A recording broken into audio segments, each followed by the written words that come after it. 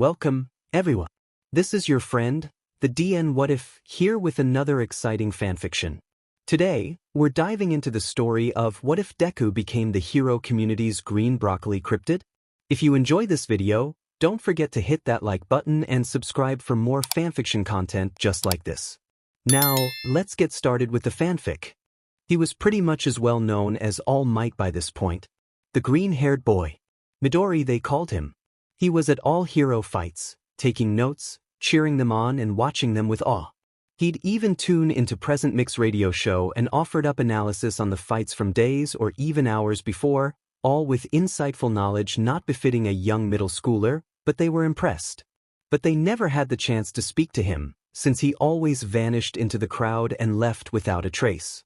Some were skeptical and wanted to know what was in those notebooks, and Eraserhead was one of those who took action to find out. He'd snuck into the boys' room, impressed at the sheer number of hero merch, top ground and underground, and grabbed one of 11 notebooks that spoke about heroes. At least he assumed. The kid wrote in FANG code and for the life of him he couldn't crack it. So he took some photos and went to Nizu with it, placing everything back in its place before leaving. Be it as it may, the dog, mouse, bear thing was impressed and was unable to decipher the code, coming to the conclusion that the boy made it up himself and that he was the only one who could read it. So Eraserhead went back to get either the mother or boy's info when he felt fear coursed through him. On the boy's desk was one of the older books with the note. You can take this one to look at. This is when I first began to develop my code.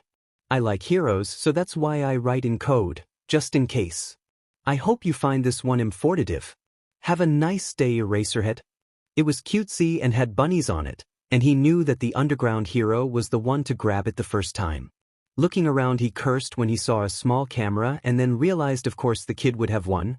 Those notebooks were like his freaking Bible. Opening the book he balked at an Eraserhead entry and saw in newly written ink Eraserhead Analysis 1.0. Does that mean the newer ones are better, updated versions? Then where were they? Looking around he opened the closet and gaped at the safe there and moved to open it before seeing the brand. Demanded how much had the kid spent on it? Those notebooks must be really important then. Looking closer he noticed more locked manually drilled into the door of the safe, at least 3 others. Holy shit. These are so good. And it's only 1.0, Present Mike screeched, the others ignoring him in favor of reading their own entries. They had called all the heroes who was in the book the boy offered, ranging from Night Eye to Fat Gum. Hawks had joined, the 19-year-old having seen the green head multiple times and attempting to talk to him, but he'd been evaded every single time. This kid is so smart, Tensei, or the turbo hero Ingenium gushed. I remember seeing him and then being pounced on by Edgeshot, the hero in question glaring at the other before going back to his own papers, on if I managed to speak to him. Kids like a cryptid or something? Impressive, and the state of the writing leads me to believe that he was around 6 or 7, Night Eye sighed as he placed the book down, the analysis having been rewritten due to the messy kanji. I may have seen him a few times as well. He's one smart cookie, Selkie smiled, Gang Orca looking down at the paper contemplative. And I tried to speak to him once, but he was either distracted or more interested in the conch shell he found. He had good ideas on techniques for utilizing my quirk, Best Genist observed, leaning back as he looked through that section. Even I couldn't think this stuff up. He's how old now? He's going to be a first-year middle schooler.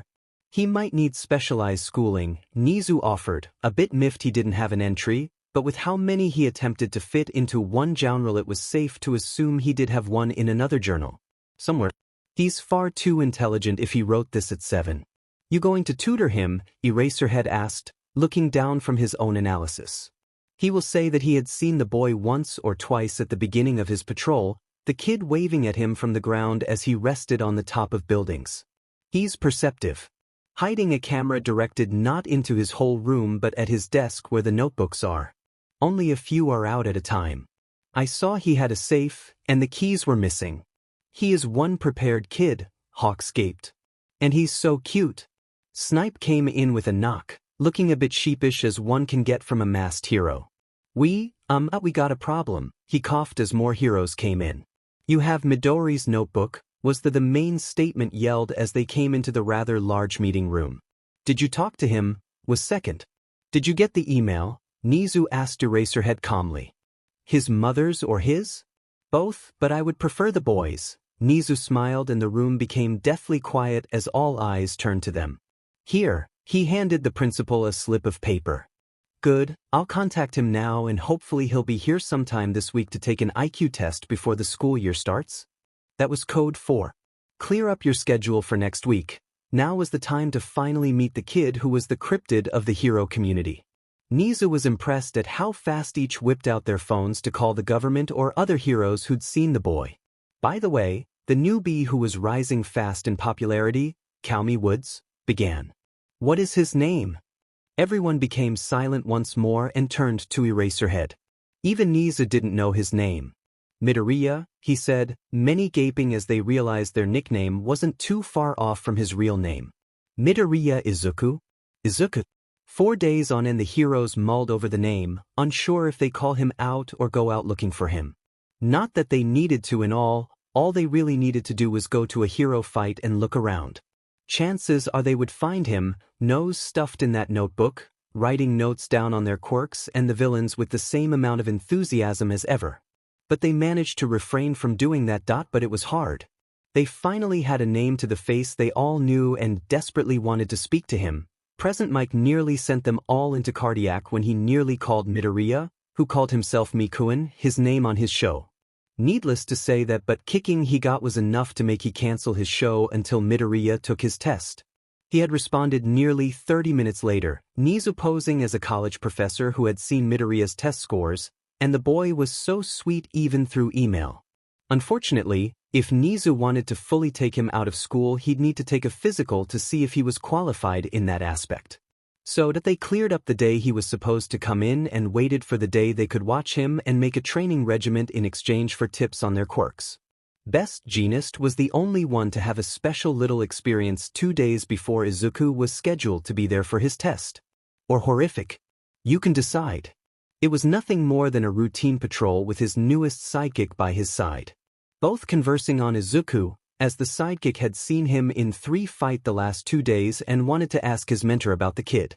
Suginu assured him that you get used to the green-haired fluff ball at hero fights and come to expect him, and if he's not at yours chances are he's at another.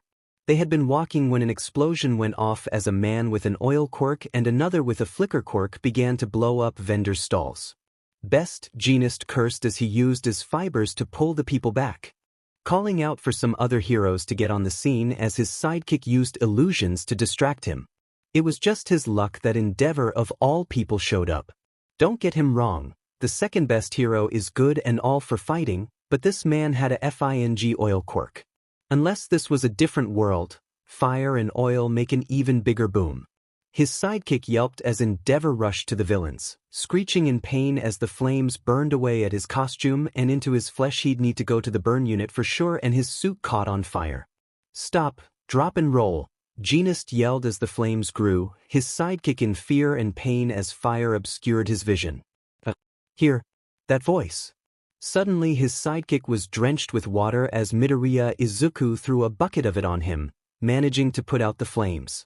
The other nodded as he fell to his knees and gasped in both shock and panic. Thank you, Jeanist gasped, coming to kneel beside the burned hero. Are you all right? Yeah kid, watch it, he screamed as a column of flames shot toward the young boy, Endeavor's punch being redirected. The hero merely huffing before heading back out to fight. Izuku, as any child, froze in pure fear at the fire came hurling at him, Best Jeanist wasting no time in unleashing his quirk and pulling him into his embrace, uncaring of the tear stains on his shirt. You can cry out, it's all right, he swallowed. I've got you. The fight was ended pretty quickly after that. Jeanist, in no mood to have it drag out longer, focused all his energy in manipulating the clothes of both of them, making them stumble to the ground right before the police. He ignored Endeavor's yelling as the paramedics came and hauled his burned, but smiling sidekick away. When Jeanist raised a brow, the other merely pointed to a shaking Izuku and gave another smile. Are you hurt? Jeanist asked, kneeling down to be face to face with him. My skin feels warm, but I wasn't burned, he shyly admitted. Let's get some cooling pads on the area. he sighed, leading the boy that way. And thank you for putting out Hiro-kun. I was unable to do anything and well he did as anyone else would while being burned alive. That bucket was right there and he was screaming so loud that I needed to do something, he murmured, genist before sighing and ruffling his hair and marveling at its softness. Thank you once more. Oh, of course, Izuku nodded, Suginu resisting the urge to hug the boy once more. Sita, can I get your autograph? Of dash. Genist. Got him. Yes, endeavor, he sighed. And mind keeping the flames off. You almost burned both my sidekick and this boy, he snarled. They shouldn't have been in my way, he snapped. They weren't. You couldn't contain those villains and your fire went out of control again, he hissed, pushing Izuku gently behind him. It wouldn't do him well to have Endeavor recognize him, because he has made his displeasure of the number two's actions well known, and it was by sheer luck that Naomasa managed to stop him from getting the boy's address. Stop making excuses. You dash. Why am I not surprised? Naomasa sighed as he came forward. Endeavor, most of this damage is your fault, and can you get home? He turned to Izuku, the boy nodding before smiling and handing his book. Genus took it with a huff before signing his name with a flourish. Be careful. Thank you, best Genus, sir. Of course. He bit his tongue to not say Izuku's name. He watched as the boy left, already thinking about how he would gloat to the others. And gloat he did. A week later, Edgeshot and Eraserhead stood side by side as they looked at the school where sources said that Izuku Midoriya was often at. They still had yet to tell the boy one who would be picking him up and where his IQ test actually was but semantics. They also learned the only reason he actually accepted the IQ test was out of curiosity, but said he had no ride as his mom worked the evening shift on the day he was free. Many heroes were quick to offer up services, wanting to finally speak with the kid, but Edgeshot and Eraserhead were chosen. One because of their calm demeanor and two because Izuku already saw Eraserhead. There was only about a month left in school before they would have some time off and then begin their new experience in middle school.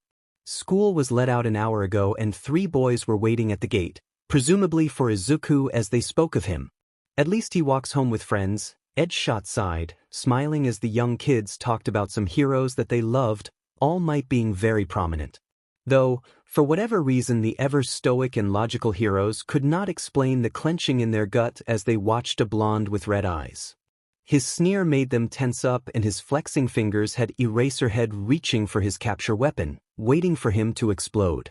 The sound of footsteps had him looking up from his gaze on the blonde. Look, Eraserhead pointed, the boy, Izuku, coming up with a depressed gait and a limp. His face, Edgeshot immediately got up. And dot in his arm. The boy's left side was swollen and turning a purplish color, his was limping and his arm was covered in bandages. The 3 boys noticed him and went to him, the 2 heroes believing them to comfort the boy until they heard the words exchanged. Oi Deku, the blonde, the leader it seemed, sneered as he went to Izuku. Deku? Why yes Kaken, he whimpered. Is there something you need? Seems like the nurse couldn't heal a useless wimp like you, he laughed. Or wouldn't considering that would mean touching a quirkless freak like you. Oh no. We make our way slowly, Eraserhead murmured, nodding. That's not true, Izuku sniffed, stepping back as the other slammed a fist into his hand and an explosion went off. I just didn't want to take up too much of her time. Sure, the boy laughed, the other 2 mocking Izuku. Sure you did. Just admit no one wants you and give up that stupid fucking dream of being a quirkless hero. 'Cause I'ma be number 1 inch.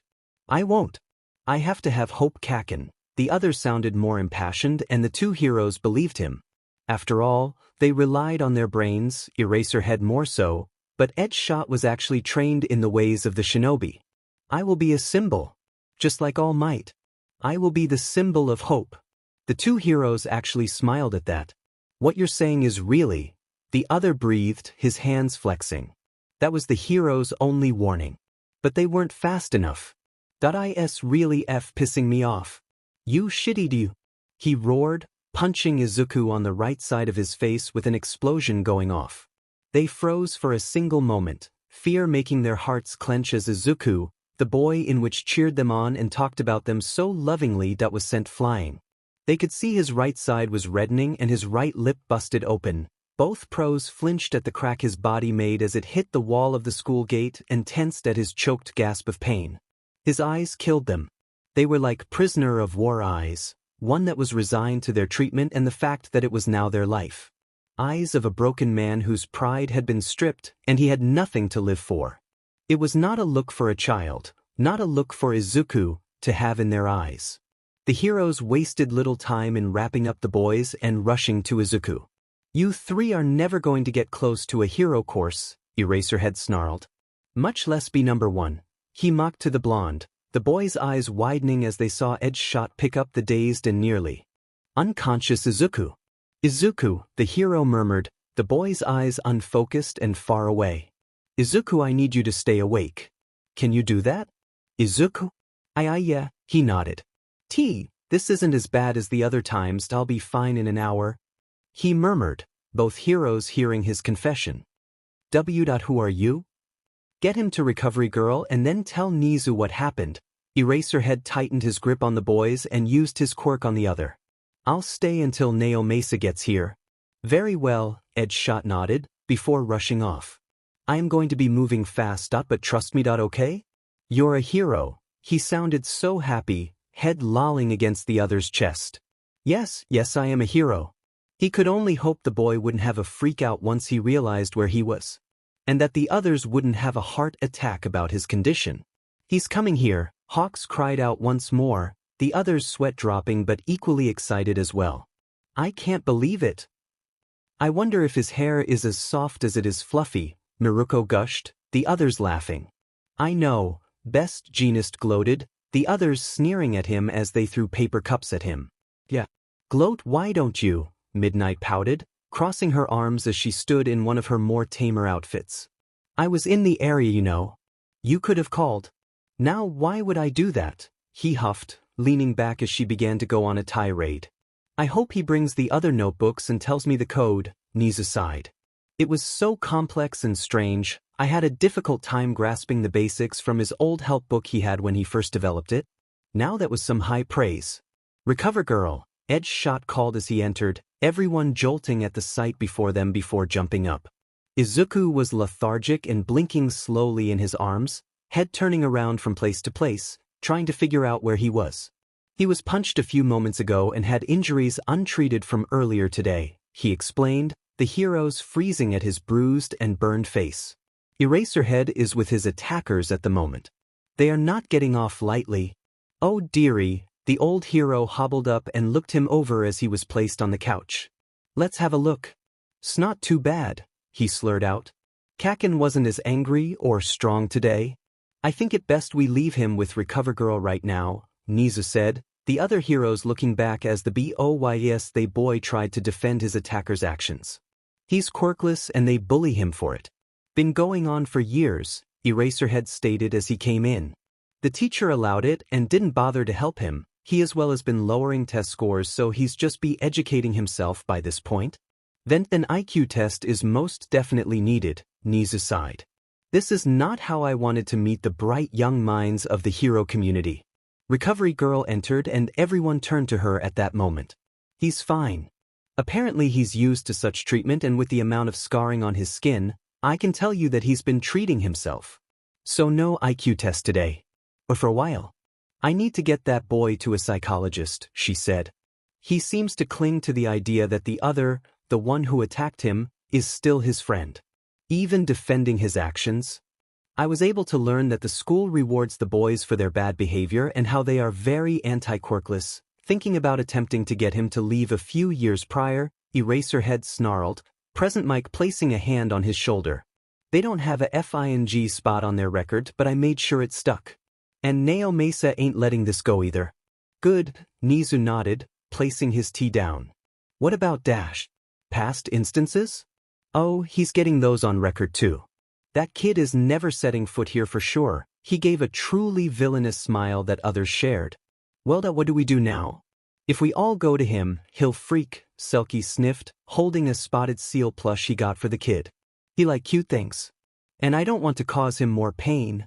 "Ano," a soft voice spoke as a knock sounded, the door opening to reveal the bandaged boy. I was wondering if you could let me go at home. He trailed off at the various heroes in the room and then whispered. It wasn't a dream. Hawks decided to be the brave idiot he was. Hello, Dash. Ah, he screeched, the others jumping at the screech before the closest hero, Best Jeanist, went to grab him as he went limp and fell to the ground. Well, that went better than I expected, Eraserhead sighed. At least he didn't have a heart attack. His arms, Best Jeanist murmured, more to himself than everything. They couldn't help but look, and then wish they didn't see all those criss-cross scars. When Izuku came to, he was warm and assumed that he was in his own bed, until he opened his eyes and noticed that he was in another place entirely, and the reality came crashing down. He was in an office with some of Japan's best heroes all here. Headshot and Eraserhead came for him for some reason, and there was Recovery Girl. How are you feeling now? A happy voice asked, Izuku turning to see the intelligent hero. Nizu-sen, he gasped, bolting up before lurching forward in pain. Careful. You're still in pretty rough shape, the mouse, bear, dog thing sighed as he jumped up on the bed and placed a paw on the other's shoulder. Lay down. I will sit right beside you. Oh, would you like a plushie? He handed Izuku a spotted seal plush. Thank you, he nodded, hugging the plushie. I am wondering, Dash, why you're here? That got a nod. Well, Eraserhead and a few of the more cautious heroes were worried about the notebooks you often wrote in and went to go steal one. Imagine our surprise when you wrote in your own created code. When you left an earlier one out, we were so surprised at how well thought out and detailed it was. Oh, that they're not really impressive, Dash. And you call into mix shows so often with the same analysis. Nizu smiled at the boy's blush. Given your intelligent responses, I want to give you an IQ test. Really, he gasped. More complex work? You're excited. To be honest, things taught in school are too easy and that I kinda get bored easily, so, he shrugged. Once you're all healed in about a day or so, you can take it. Should they be what I assume they are, you'll be my personal student, Nizu proclaimed. What? No way, he gasped, a smile breaking out on his face. Why, you teach me? A quirkless, nobody. His voice became small and Nizu smiled sadly. You know, your analysis could pass off as a quirk if you don't feel comfortable, but I know many heroes who essentially fight quirkless. Like Dash. Eraserhead, Sir Night Eye and Midnight, he said. Then in America, many heroes are quirkless too, due to anti-discrimination laws. And they do well for themselves. Indeed, Nizu got up. I have some heroes who wish to speak to you about your analysis. If you are applicable, then Dash. Oh, of course. But also, do you have my phone? He asked, the mouse handing him the item after fishing it out of his pocket. Thank you, Dash. Izuku, the boy jolted at the other's tone of voice. Your defense of the boy was concerning to us as well. Kaken Dash. Please, the principal sighed, the other shrinking at the tone. You need help. Mentally. And I know that this is hard for you but that boy that he is not your friend. He hasn't been in a long time. You need help getting past this destructive friendship. Will you see a psychologist friend of mine? I want your intelligence hindered by this? Then I'd ask my mother, he asked, eyes wide and ready to burst with tears. See, 'cause I'm a minor? Very well, he conceded. The boy deflated before looking at his phone. Your mother called and left you a voicemail, by the way, he told the boy before heading out. At least he agreed to it. Somewhat. Can I, please? Selkie begged after Nizu told them. Please, he tried to act cute, despite his rather large appearance. I really want to talk to him. Now way. Naruko whined. I wanna. No, a hawk squeaked out. Me. I have been waiting for ages for this chance. I can drop him off home. A la flying, he sounded so proud. Pardon, the boy spoke through all the yelling, still holding onto the plush, Selkie about ready to burst. My mom is being forced into 12 hours.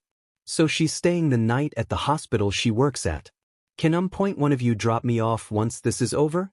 Will you call your father to let him know? Oh, that he kinda left warehouse when I was diagnosed as quirkless. He gave a sad smile and Selkie burst out crying and went to hug the boy. His rather large figure rushing at Izuku made him freeze up in fear, before Best Jeanist stopped the hero. "Stop it, you're going to kill him," he huffed to the other as the boy was still ramrod straight and wide-eyed. "And as heroes and mandated reporters, we cannot allow you, a very young minor not even in middle school, home alone. Was your mother home when you left after the attack last week?" "But oh, a Best Jeanist SIR.UMI.UM. He struggled for words. "Why not yes she was but I may not have told her." Jeanist looked ready to pass out from stress, Eraserhead not far behind. "I can take him," Hawks spoke up, looking excited. "I am the most unsuited," Edge shot and Eraserhead snapped, the three getting into a verbal match as Fat Gum came over, deflated and gave the kids a snack with a smile. "We thought you'd be home by now after speaking with ya and getting you IQ test done, so we didn't buy food." He ruffled the fluffy hair as the kid looked up at him with awe. "Oh, right?" he deflated, Fat Gum feeling the violence-filled stares in his back. "Sorry for keeping you from your duties. I don't want people to think Stop that," Gang Orca spoke up, the boy jumping as the large humanoid orca came forward. "We came because you are intelligent enough to make your own code by the first year of middle school. We came because that journal you wrote at 7 has BRD new techniques for us to use. For that journal I gave Eraserhead, I wrote the year I found out I was quirkless. I was 4 at the time," he swallowed, looking up to the orca. "So smart," Miruko gasped, bouncing up and down as the heroes took out their printed pages. "Amazing." "Now," Nizu smiled, one that held a bit of excitement. "Now I am sure you are to be my student." Izuku merely gulped. He had nothing to be worried about, it seemed. As stated by Best Jeanist, he couldn't go home alone and he could not stay at UA where he found out he currently was at, K Freakout number 3 either. So it came down to which hero would watch him for the rest of the night and potentially the weekend if Inko, the mother they had learned was called into duty again. "She will," Izuku told them. "They always call on her to comfort her on having a quirkless child. Mom hates it, but the extra money is put into a special account for us later down the line if something bad happens." They could only sigh. "I could take him to the marina. I could drop him off at home to get his things he'd need and we could go sailing." Selkie smiled as the boy went off with Fat Gum to pick up their takeout and grab his bag. "It will be so fun. He still needs to get back home and come back here for his physiological exam and IQ test," Edgeshot reminded. "I live close by," Calmy spoke up, indicating his place on the map they had in the room. "And I have a guest room." "No fair," Miruko, Hawks and Selkie whined. "Oh.c, can I spend the time with Sir Knight?" Izuku asked as he came in carrying some food. "Me? Him? I really want to know more about his quirks and everything about it," he blushed, Selkie whining as Best Jeanist held him back. "I doubt if that's all right." "No problem," the other sighed, pushing his glasses up as he continued to look through the other hero analysis that were in the journal. "We'll head out once the food is gone and you got your autographs." He gave the boy a knowing look as he blushed and went to Tensei. "Of course," he smiled to the boy, the others smiling back. All the heroes opted to wait for the boy to go to them, before quietly asking a question or two. They knew after today they would be seeing a lot more of him. And that made them excited. "Oh, I remember that fight. You were yelling at All Might to take a different tactic, but he didn't listen," Izuku gasped. "Many people don't know about that fight, but yes," Night Eye nodded as he unbuttoned his shirt slightly as they waited for Eraserhead to come back from getting the boys' things. Reporters had swarmed the entrance and going out with Izuku would not bode well. So the boy told the underground hero everything he would need, and when the other notebooks came up and a key handed, the other heroes decided to extend their stay. This was one chance, and they'd be dead if they didn't take it. Izuku and Night Eye conversed about All Might fights, the two nerds getting eye rolls and scoffs as the other heroes talked about what could be in the notebooks. Best Jeanist was eyeing Izuku in a strange way. "Jeanist. I have to try," he murmured, moving forward with a comb and extra-strength gel. "It's been bothering me since last week." Izuku was blissfully unaware until Night Eye stopped and looked up, the boy turning to see Best Jeanist looming over him with the two items in hand. "Your hair," Jeanist murmured, Izuku shaking. "I need to tame it?" He was shaking. Stay still. What did you do? Eraserhead demanded as Izuku was ramrod straight with pressed hair and a comb-over. I tamed the beast. Genist looked proud. Honestly, I wanted to see if it was possible, he sighed, flexing his hands. That hair of his is also very soft and immensely fluffy. Man, it's so soft. The boy seemingly short-circuited as his head ped to the side and his right eye twitched. Selkie and Tensei didn't even bother to hide their shame in taking photos of the sight. Midnight and Present Mike began badgering their friend for the photo while Hawks and Maruko went to Selkie. Well then, Nizu clapped. I am sure the next time we can arrange this. Mayhaps 2 weeks from now? He got nods before continuing. Izuku would have taken his test and be in my intellectual care. Then he'd go over his various journals with us. He began. Well, off you go. Izuku snapped out of his shock during the explain his journals part, blushing when Night Eye nodded and then yelping as Miruko rushed over with the demands for a hug. 'Cause I finally met the cute boy who's been cheering me on since I got out of my funk, she winked. Seeing he was still struggling, she grinned. How about payment for that autograph? I get a hug from you? Oh, okay.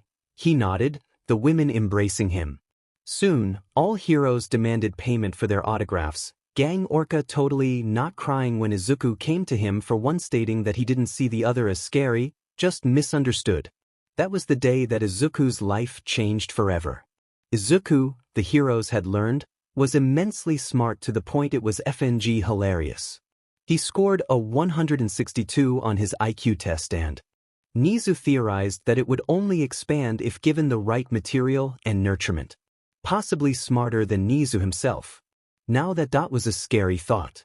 The groups of heroes who'd gone to meet Midoriya and others who the boy had butted in on had come to the meeting with his mother. Something done at UA and in the same room where they all officially met the boy. They wanted to discuss the possibility of tutoring him in how to fight, as well as creating an anti-quirkless discrimination charity, with him being the face. More than once each hero has come across a quirkless child on a cliff edge, or dying in their arms because they couldn't handle it. And they couldn't imagine a day that the boy who watched their fights and spoke on Present Mix's show never did those things again. He already had those scars on his arms, a testament that he was very, very close to breaking and never coming back. And the fact he was almost to that point. Well, that was an absolutely terrifying thought. Inko Midoriya, they soon learned, was just as much of a cinnamon roll as her son and bald as much as her son when Nizu offered to tutor the boy at UA, and the offer of heroes watching over Izuku when she was unable to. The heroes could only watch Ad Gang Orca and Selkie rehydrated themselves under the fountain of tears. Thank you. Inko bowed. Thank you so much. Mrs. Mirodiriya, we as well have concerns with Izuku and a boy named Bakugo Katsuki? Oh no, she breathed. Izuku. Her face was filled with soft accusation and disappointment. Mom, it's nothing. I would say punching you with his quirk is something, Eraserhead spoke up, the woman gasping as she turned to him. And then all those other incidents? You said not to worry. That you and Katsuki were working things out. That he was getting better, she accused, the boy deflating with each word she spoke. Izuku, I will call Mitsuki. No. Please no, he begged. I don't want Kaken to get in trouble because of me. Izuku, Nizu's voice was not happy in the slightest as he came forward and looked at the boy dead in the eyes. He is not your friend, he should get in trouble. This brings up another problem we wish to address. He needs to go to a psychologist, Miss Midoriya, he told the woman bluntly. And he will need counseling and most likely to be watched for certain tendencies. Izuku. She whimpered, the boy cowing under the gazes of the others. The boy tried to run but Edgehot was faster and grabbed the boy before he could leave the meeting. The hero who brought him bloodied and hurt sighed as the boy looked at him desperately. Sorry, he murmured, bringing him back into the room and plopping him back beside his mother, hand firmly on his shoulder. Like I stated before. He agreed to go. Nizu gave Izuku a firm look. Should you give your consent as well? Mom, he pleaded, but her face told him everything. Do you have suggestions? She sighed. Nizu and the others sighed in relief. Izuku merely choked back a sob. But Kaken. He whimpered, Inko sighing at the deep scars her son held. Looking up at the heroes, she thought just for a moment that maybe things could change. And change they did. Izuku picked at his jacket as he was driven to his doctor's appointment by Eraserhead. Or Aizawa as he demanded to be called by the boy. His mother didn't trust herself not to cave into his begging and called around the heroes on her phone to see who was available. Still a shock to both of them that the heroes readily gave both of them their personal phones, but they didn't question it at that point. Eraserhead immediately took the job and kept an eye on the boy who looked ready to bolt at any moment. So here he was, 2 days after his mother confirmed he would go see a professional in front of all those heroes. On his way to his first appointment. You know that your mother and us are doing this all for you, he asked. We're worried and your dependence on Katsuki is not healthy. He could have killed you that day. Kaken would never jeopardize a chance to getting into a hero course by killing someone, Izuku defended, the underground hero groaning as he realized the doctor would have a lot to work with. I don't want to be a villain, but Izuku. He will never be a hero. Not now or ever, he told the boy as he parked into the spot and turned to the upset boy. Says you, he whispered. Come on, Aizawa sighed. And you try to run, I will snare you up in my capture weapons? Fine. He sighed, not even bothering to be appalled by how he was acting to a pro. He really didn't want to do this. As he entered the lobby of the office building, he curled in on himself as he noticed some other heroes in there, remembering that it also functioned as a rehab center for injuries they received and counseling on anything from depression to marital issues. Hey Izu, Miruko smiled as she came forward. I know you are not happy, she smiled, looking at his face. But we don't want you doing this anymore, she whispered, grabbing his scar-riddled arm and tenderly holding it. A few heroes who had not been able to go to the meetings gasped at the sight of his arms. I made a mistake, he murmured, looking away in shame. I wasn't gonna do it again. Izu, Miroku sighed. You're lying to yourself and today is gonna help you see that we care for you. Please, just listen to her. Fine, he murmured, turning away from the hero fully. He really didn't want to be there. If he was actively ignoring heroes around him, he was attempting to shut himself down and Eraserhead could see that. Don't, he warned gently, grabbing his shoulder firmly before guiding him to the door.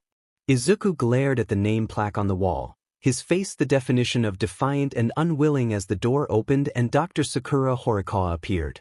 Hello, are you Izuku? She asked kindly, her weathered face having smile lines on both corners of her eyes and mouth. She hummed as Izuku merely stared at her and not saying a single word, Eraserhead looking annoyed and exasperated. I know how you're feeling, but let's get inside and talk about what's happened. Izuku merely went in and sat on the plush couch, looking away as Eraserhead sat beside him as Sakura sat on her own chair and grabbed her notepad. I understand that incidents have been occurring since he has been diagnosed as quirkless, she asked as gently as possible. Yes, that is what his mother told us. He nodded, Izuku curling in on himself as he spoke. And I am to understand that his best friend a Bakugo Katsuki. She turned to him for confirmation, and after a nod she continued. Turned on him and began to abuse him? As well as bully him? Kaken is not a bully. He's strong. Really strong. Izuku burst out, tears on the corner of his eyes, and Sakura sighed as she realized that this is what the heroes were worried about. He was almost unnervingly loyal to such a horrid boy that wanted nothing more than to hurt him for something he couldn't control. And what is his quirk? She asked. The only way to get to the bottom of such a horrid hero worship is to understand the hero. So, Eraserhead asked as Kemui Woods entertained the boy, making flowers for the boy to create a flower crown. How bad is it? His hero worship of Bakugo Katsuki is something to be wary and careful of, the elderly woman sighed as he took off her glasses and pinched the bridge of her nose. He is adamant that Bakugo is going to be a hero. He is very defensive of him and his actions, so we have to tread carefully. That there is also another factor is why he clings to him. Something serious? He has mild autism, and the only real constants in his life have been heroes, his mother and Bakugo Katsuki, she explained. He latched onto the only real constants in his life and one of them happened to be that, she sighed once more. He needs to come back once a week until we can get him to understand, she pressed, the hero nodding before turning to the smiling boy. I'll talk to his mother. Anything else of note? He asked once more. I'll take him out of that school and watch him, she told him. On it, he nodded before turning to the two and smirking at Calmy Woods in a flower crown. 2 days later, he was back at school and subjected to his usual bullying, taunts, pranks and all the usual stuff he is subjected to on a normal school day. But this seemed worse. He could hear them saying that he lied, that he ruined Kaken. That he would never do anything to ruin Kaken's future as a hero. Even if he might not be able to go to a hero school. Thanks to him. Izuku sniffed with unshed tears as Kaken glared at him. The past incidents and the one from a week ago were now permanently on his record. He was officially blacklisted from UA and most hero schools. Or any school in general really. He flinched at the whispers of him being jealous, lying and ruining Kaken's future. He didn't want to. Kaken was going to be an amazing hero. Or not. He had to be. He had the perfect quirk and everything. Excuse me, an administrator whimpered as they entered. What? Kunihiro? Izuku, Miruko called as she came in, hero costume and all. Hey, I came to pick you up from school early because your mom is working the late shift tonight and staying the night for her afternoon shift tomorrow. So you're spending the day with me today. Tomorrow I have a job I have to travel for. So you'll be with Selkie? Oh, okay. He nodded, grabbing his things quickly as Kaken began to steam, his quirk just waiting to be used. Oi! Miruko turned to Katsuki, coming forward with an annoyed face. You Bakugo Katsuki. Yeah, he huffed, leaning back. You taking me out too? In your dreams, she snarled, slamming a hand on the table. Bullies like you should never become heroes and you never will. Good quirk or no? Bullshit. You shitty effing Deku. He turned to Izuku who yelped, before Miruko grabbed the blonde by the face and pushed him back into his seat and loomed over him. You're a disgrace, she hissed, before turning on the class and teachers. All of you are disgraces. Because he's quirkless, this type of abuse is alright? This is what the children of the next generation are being taught. Honestly. This school will be investigated after the year lets out, she snarled, the teacher yelping. Zuku, come on. Why yes. K-. Don't, she warned softly. Don't apologize to him. They left in silence, Izuku looking back to a shaken and angry Katsuki. The rest of the day was Miruko snuggling the green boy and showing him some of her favorite movies, as well as testing the techniques he wrote in his various journals. But it seemed like a popular hero such as Miruko was not allowed such a reprieve from her job, and he was soon off to the marina sooner than Miruko would have liked. Hello, Izuku called, serious, turning to see the green head come forward with a bag.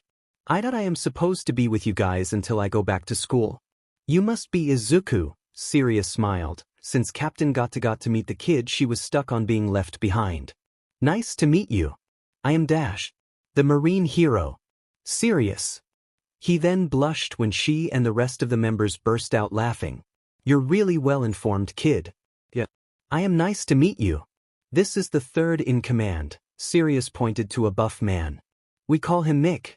Hey, he smiled, the boy nodding and wondered if everyone in the Oki Mariner crew was as gant as Selkie and Mick. So you're under our care for the weekend, huh? She asked, leading him to the boat. Yeah, my mom is working more shifts now, but that's because Endeavor and All Might were in a fight together recently and the Flame Hero, he trailed off. You ain't a fan, huh? Sirius laughed. No, not really. He admitted. He really just cares for the rivalry more than he cares about being a hero. Glad to see you don't have too much hero worship, she smiled. So, you're finishing up your last year of elementary before going to be Nizu's full-time student? Yet it's only less than a month of school left, he shrugged. Might as well finish it before starting anew. A very mature way of thinking of things, Mick commented as they got onto the boat. So, you have sea legs, kid? I am not sure, he admitted, and the crew's sweat dropped. I hope I do. He didn't.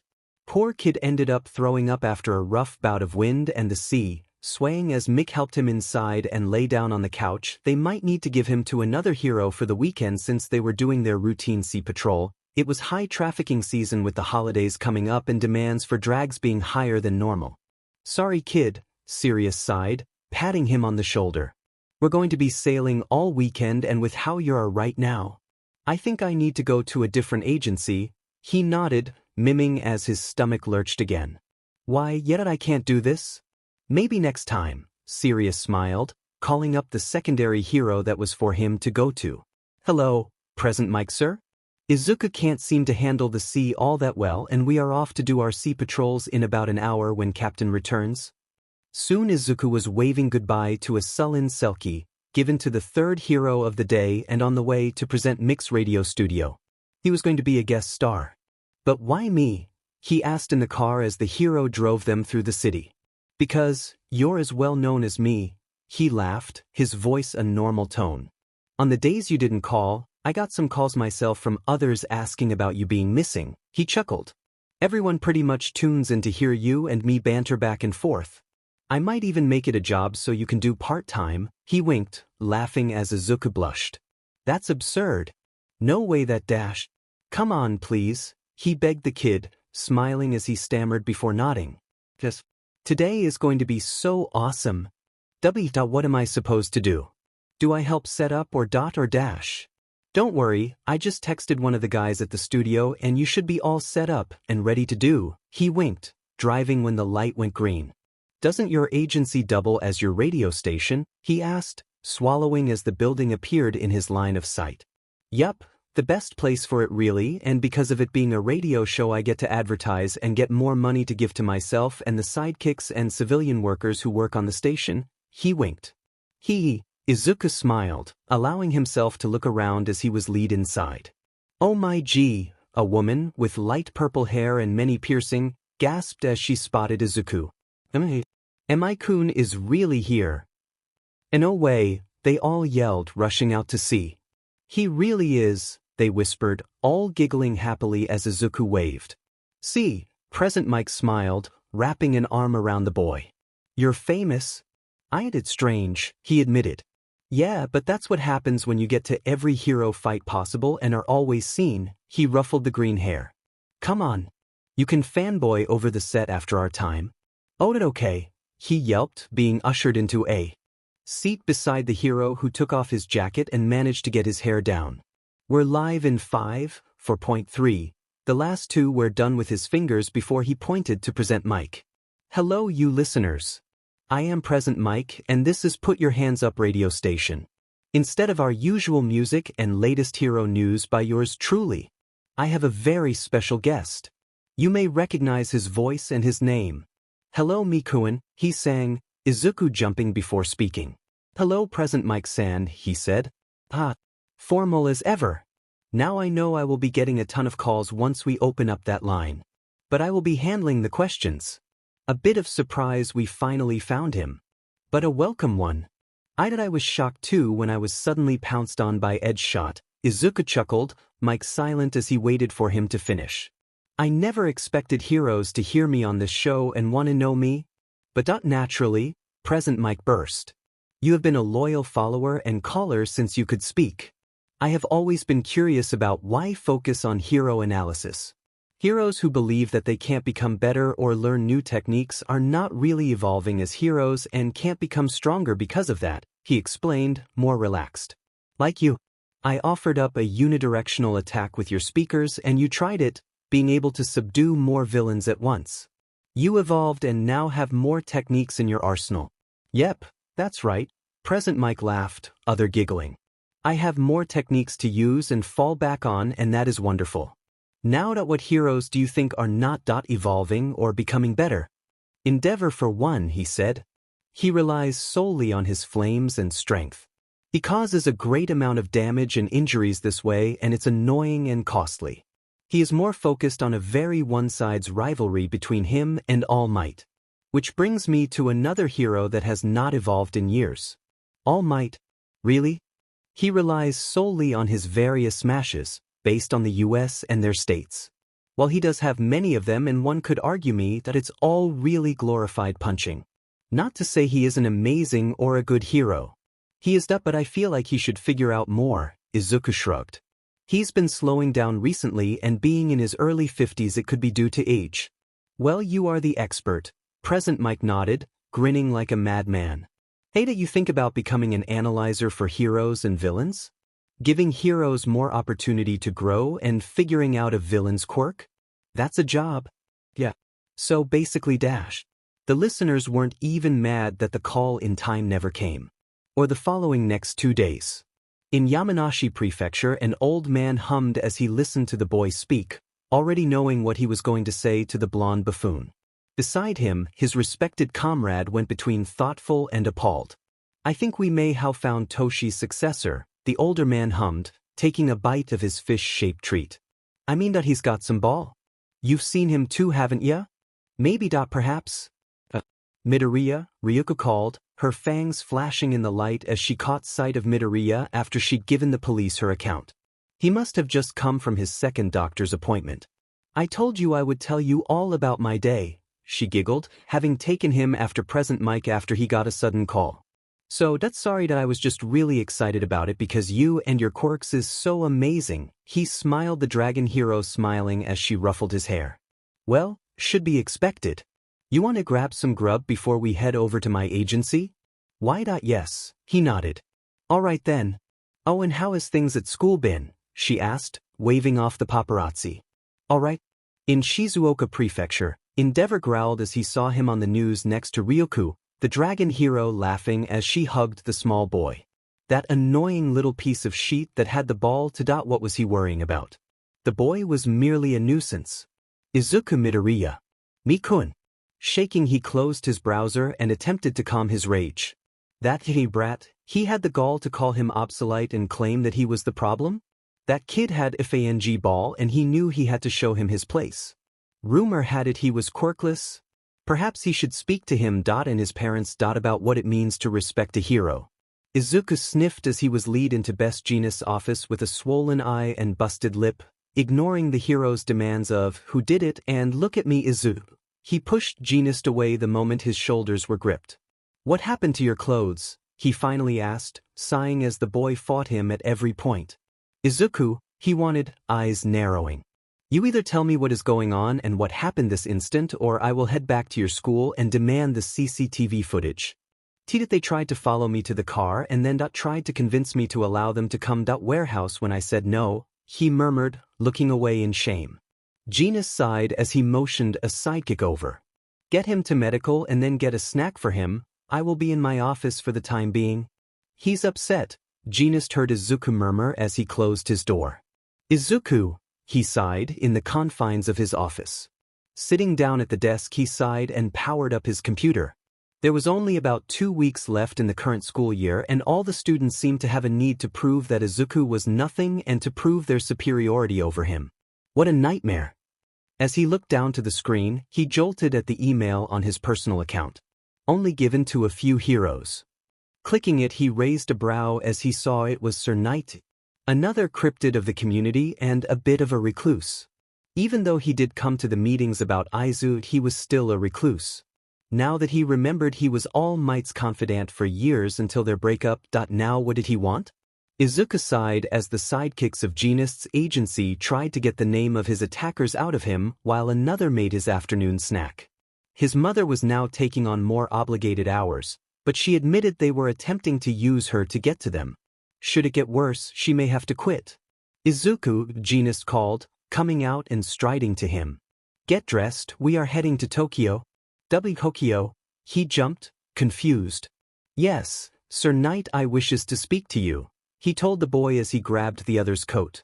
Something about smacking some sense into All Might, he shrugged. We're going to All Might's office in Tokyo, he screeched, the other flinching at the volume. Really?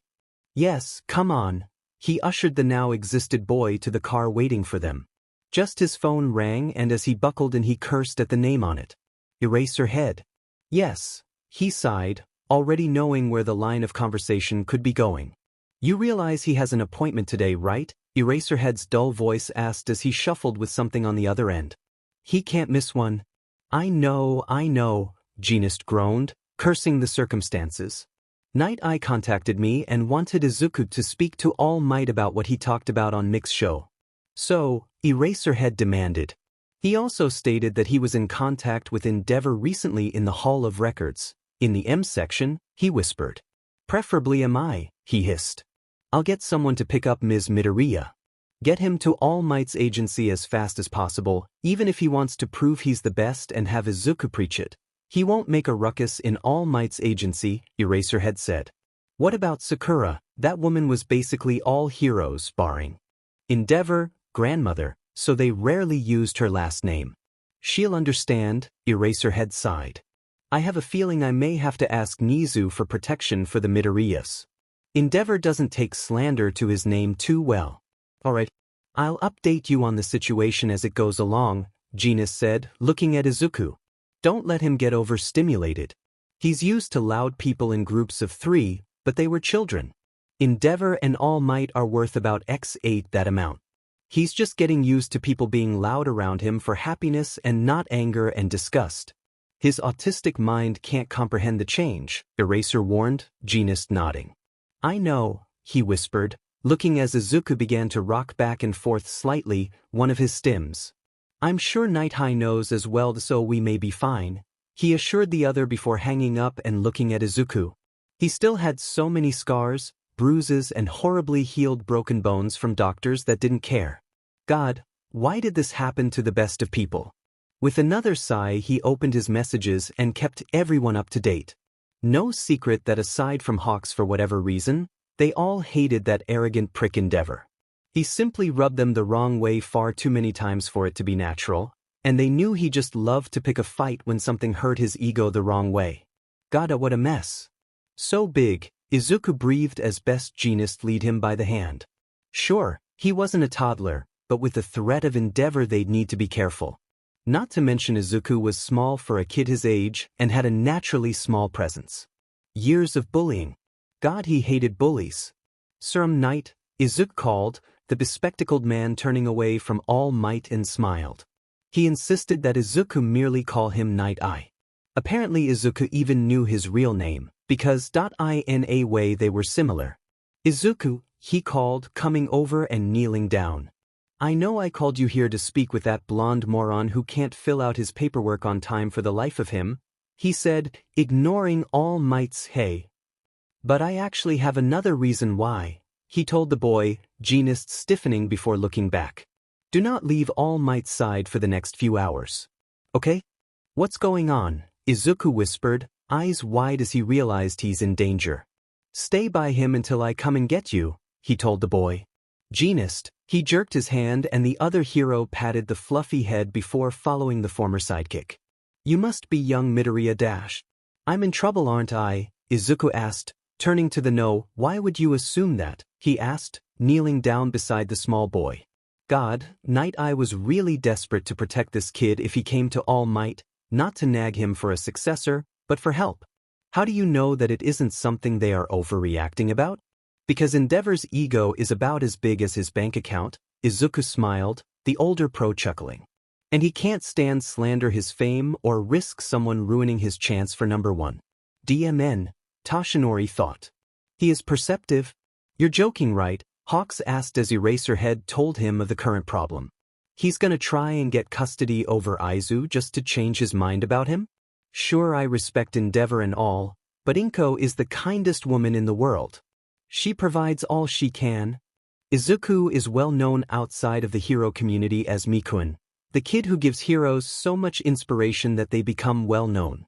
Any hero worth their salt listens to his suggestions and become better because of it, Eraserhead explained as he looked at his phone, receiving updates on Inko no doubt. You saw the reception of Mick's show when people realized that Mikun was actually on the show and would become a fixture later on once things got sorted out. Yeah? Hawks sighed, leaning back in his chair. But why is he so determined to get a hold of Izuku? He wants to have his analysis all for himself and have Izuku praising him like the sun comes from his butt, he growled, clenching his phone tight. He planned to talk to Inko personally, but we managed to grab her before he got there. He's coming to Mick's show, 'cause he assumes Izuku would be there. So we're at Inko's house because? Izuku may not be able to leave All Might's agency for a while, so we're getting him things to entertain himself with, he sighed. Izuku is just in danger for being himself and allowing himself to feel safe. But then Endeavor has to go and mess that up. Yeah? Hawks sided thinking on what Sakura said about Izuku when he picked him up from a session. Be careful with that boy. He's on the edge as it is. Should a more powerful negative influence come onto him, he'll most likely either form some unhealthy attachment to it or he'll shut down, she warned him. And neither of those scene roasts are something I want. Yeah, him either. USCK at organizing, Izuku said as All Might lead him into his office and he saw the mass of paperwork. This is from 3 years ago. He flinched at the harsh look he got from the 12-year-old.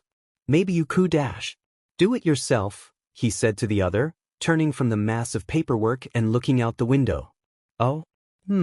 All Might chuckled, looking out the window with the boy before he froze. Stay here. He left swiftly, barking at Izuku to lock the door and wait for triple knocks. As the door closed, Izuku rushed forward and locked it as he was told before going into the emergency suit closet and hiding behind the shoe rack. Why did everything that had to go wrong happen? What do you want, Endeavor? All Might asked, face barren of his usual smile. I hear the Midoriya Izuku is here, he smirked. I merely wish to ask him about his analysis of him. After all, he is one of the most famous analysts and only he'd be a valuable member of any agency. Like you said, he's 12, All Might hissed in warning. Now what are you doing here? Like I said, I wanted to talk to him, he huffed. Is that illegal? No, it's not. But without his mother's contest, that IT could be a nasty little blotch on your record, he murmured, the flame hero growling at the threat. Just a moment. Not happening. By that time, it was only the two of them in the lobby, the rest of the heroes frantically trying to find Enji Todoroki and attempting to keep him away from Izuku. Unaware he was already closer than they wanted. All Might tried to stop his annoyance coming onto his face the more he listened to Endeavor. Dealing with him was like dealing with a toddler that was just told no, and honestly, he just wanted to yell at him to leave and leave the kid alone. Maybe threaten him with exposing the tapes of what was happening right now. Endeavor, All Might sighed. Whatever you hope to accomplish with threatening that boy, it won't work. He is nothing more than a child. You should take his advice and not condemn it. Like you're one to talk, he huffed. Are you not angry at the boy for essentially calling you old? He smirked. Aren't you upset that he calls you a hero past his time? No, actually, All Might sighed. I'm not I don't rage when a 12-year-old tells me I'm wrong. You dash. You are being recorded, he gently reminded the other, but narrowed his eyes to show the other that he was serious. And you know the ramifications if you get a restraining order on you. I know you have skeletons and I know you are burying them the best that you can, but I am working on unearthing them, he warned. What on earth are you talking about? He asked, his face and voice unwavering in its straight-lacedness. For so long I wanted to ignore those feelings inside of me, All Might sighed. Telling me, warning me, that you were a horrid person. I wanted to believe you were a good person inside, but now? What on earth are you babbling about? He demanded, hand flexing but not moving. You're not all that slick in hiding your hate for me, you know, All Might huffed. And contrary to popular belief, I am not an idiot. It's just easier to fool people that way. I just need to speak to him for a minute, even you could be in the room if you're that scared, he challenged, All Might's hand flexing. No, Enji. Not going to happen. Now to leave, he hissed, chest to chest with the no. I don't want things to get dicey. He's nothing more than a quirkless brat with some good analysis skills, he shot back, All Might clenching his jaw. Why are you so protective? Once more. With distress. I'm not telling you again. Enough of this, he huffed, stepping back and moving to walk past the no. That was a mistake though. All Might had grabbed his shoulder and flung him back to the entrance door, the other hero back up as quick as a flash and glaring at the no. He made a move to go forward again, but stalled at the fighting stance All Might took. You're being unreasonable, Endeavor huffed, before his face lost its smirk. All Might was being serious and he was ready to smack down in his own agency. No, I'm protecting a boy from an but like you, he growled, his face devoid of that stupid grin. Now I get lost before I call the Hero Commission and things begin to get really ugly for you. He won't always be under your protection, you know. Endeavor sniffed as he relaxed, but he cursed when All Might didn't. He's going to have to learn that quirkless people aren't worth much. I say that boy was in the right. All Might lost it. Get the F out of my agency, he roared, rushing to the hero who merely moved to block the punch delivered to his face. How dare you say such a thing to my face, you rat-faced bee? We are heroes, but we are the faces for the future generation to follow. Endeavor gasped at the uppercut to his jaw and groaned when his back hit the ground painfully. He had no time to retaliate as his collar was grabbed and he was face to face with the world's best hero, filled to the brim with pure rage. Get out, and I swear to God, go near that boy or his mother, you will wish you were dead once I am done with you, he whispered, Endeavor feeling fear for the first moment in his life. People will wonder, Endeavor warned before he left, growling as he did so. What a mess, All Might sighed, looking to his secretary who nodded and went to gather the tapes. Izuku. Without wasting a moment, he rushed off to go to the boy. Izuku flinched when he heard something slam on the first floor, making the rest of the building shake. He could vaguely hear Endeavor and All Might, but in no way could he tell what they were saying. What was going on down there? Were they talking about him? Was Endeavor trying to get to him? Was he going to punish Izuku? Why does it always have to be him? Him that caused the problems. The arguments. The hate. The glares. What did he do? But. Swallowing, he tried to control his breathing as an achingly familiar sense of panic and anxiety swept over him. His skin became clammy and slick with sweat as his face lost all color and eyes began to lose focus. He swallowed and winched as he felt his throat painfully constrict at the action and his head began to feel light, the world swaying from side to side. The familiar lull of pain and disorientation gave Izuku a sick sense of calm and reassurance as he lost feeling in his legs and arms. He fell to the ground as his breathing picked up, the light above him blinding as he tried to gain his bearing once. Shakily he tried to raise his arms but they felt like lead and soon he realized. He felt calm that I in such a state. In the sick sense of dread, anxiety and dim and right pure fear, he felt at ease. It felt nice that the pain in his head, the lack of oxygen that he honestly felt right in his comfort zone as the panic washed over him and distorted his view and perception. It would be nice to take a nap. Soon his breathing evened out as the throes of unconsciousness overtook him and he was left on the floor of All Might's suit closet. All Might, Snipe called as he caught up to the hero outside his office door. I got a call about Endeavor being here? Is it true? He told the other, knocking for the third time. I managed to scare him off but thought he'll try again. His pride won't allow for what Izuku said to stay that way. Demon, the cowboy cursed as he took out his phone to message the others. What are you doing? Izuku was to lock the door and hide, he said, doing 3 knocks for the 4th time. He was to wait for 3 knocks. Izuku, he yelled, knocking again. Izuku, Snipe yelled, both waiting for the meek voice of the child. A minute, All Might cursed as he broke the door with his shoulder and looked around the empty office. Izuku, where are you? Where could he hide? Snipe asked. Under the desk, in the closet where I keep my suit, he said, going to his desk while Snipe went to the closet. Oh God, he gasped, going to Izuku and placing a hand on his neck. Call an ambulance. What happened? He's had a panic attack. Pulse is thready at best, Snipe swallowed, picking up the small boy. Izuku, hey little man, you gotta wake up. They're on their way, All Might whispered as he looked at the pale boy. Young Midoriya? Let's get him down to the lobby and wait, Snipe sniffed as he hefted the boy up into his arms and walked quickly to the elevator. Come on kid, you can hold on, that I know you can, he whispered, the boy murmuring in his sleep. His skin was a sickly shade and was clammy as he choked in breaths, Snipe fearful he had a panic attack in that closet before breathing a sigh of relief at the sight of emergency response when the elevator doors opened. What happened? One of the responders demanded as they had Snipe place Izuku on the cushion gurney. We don't know, All Might admitted as Night Eye and Best Jeanist entered. Oh my God, the fiber hero gasped as he looked at the small and deathly pale boy. Was he attacked?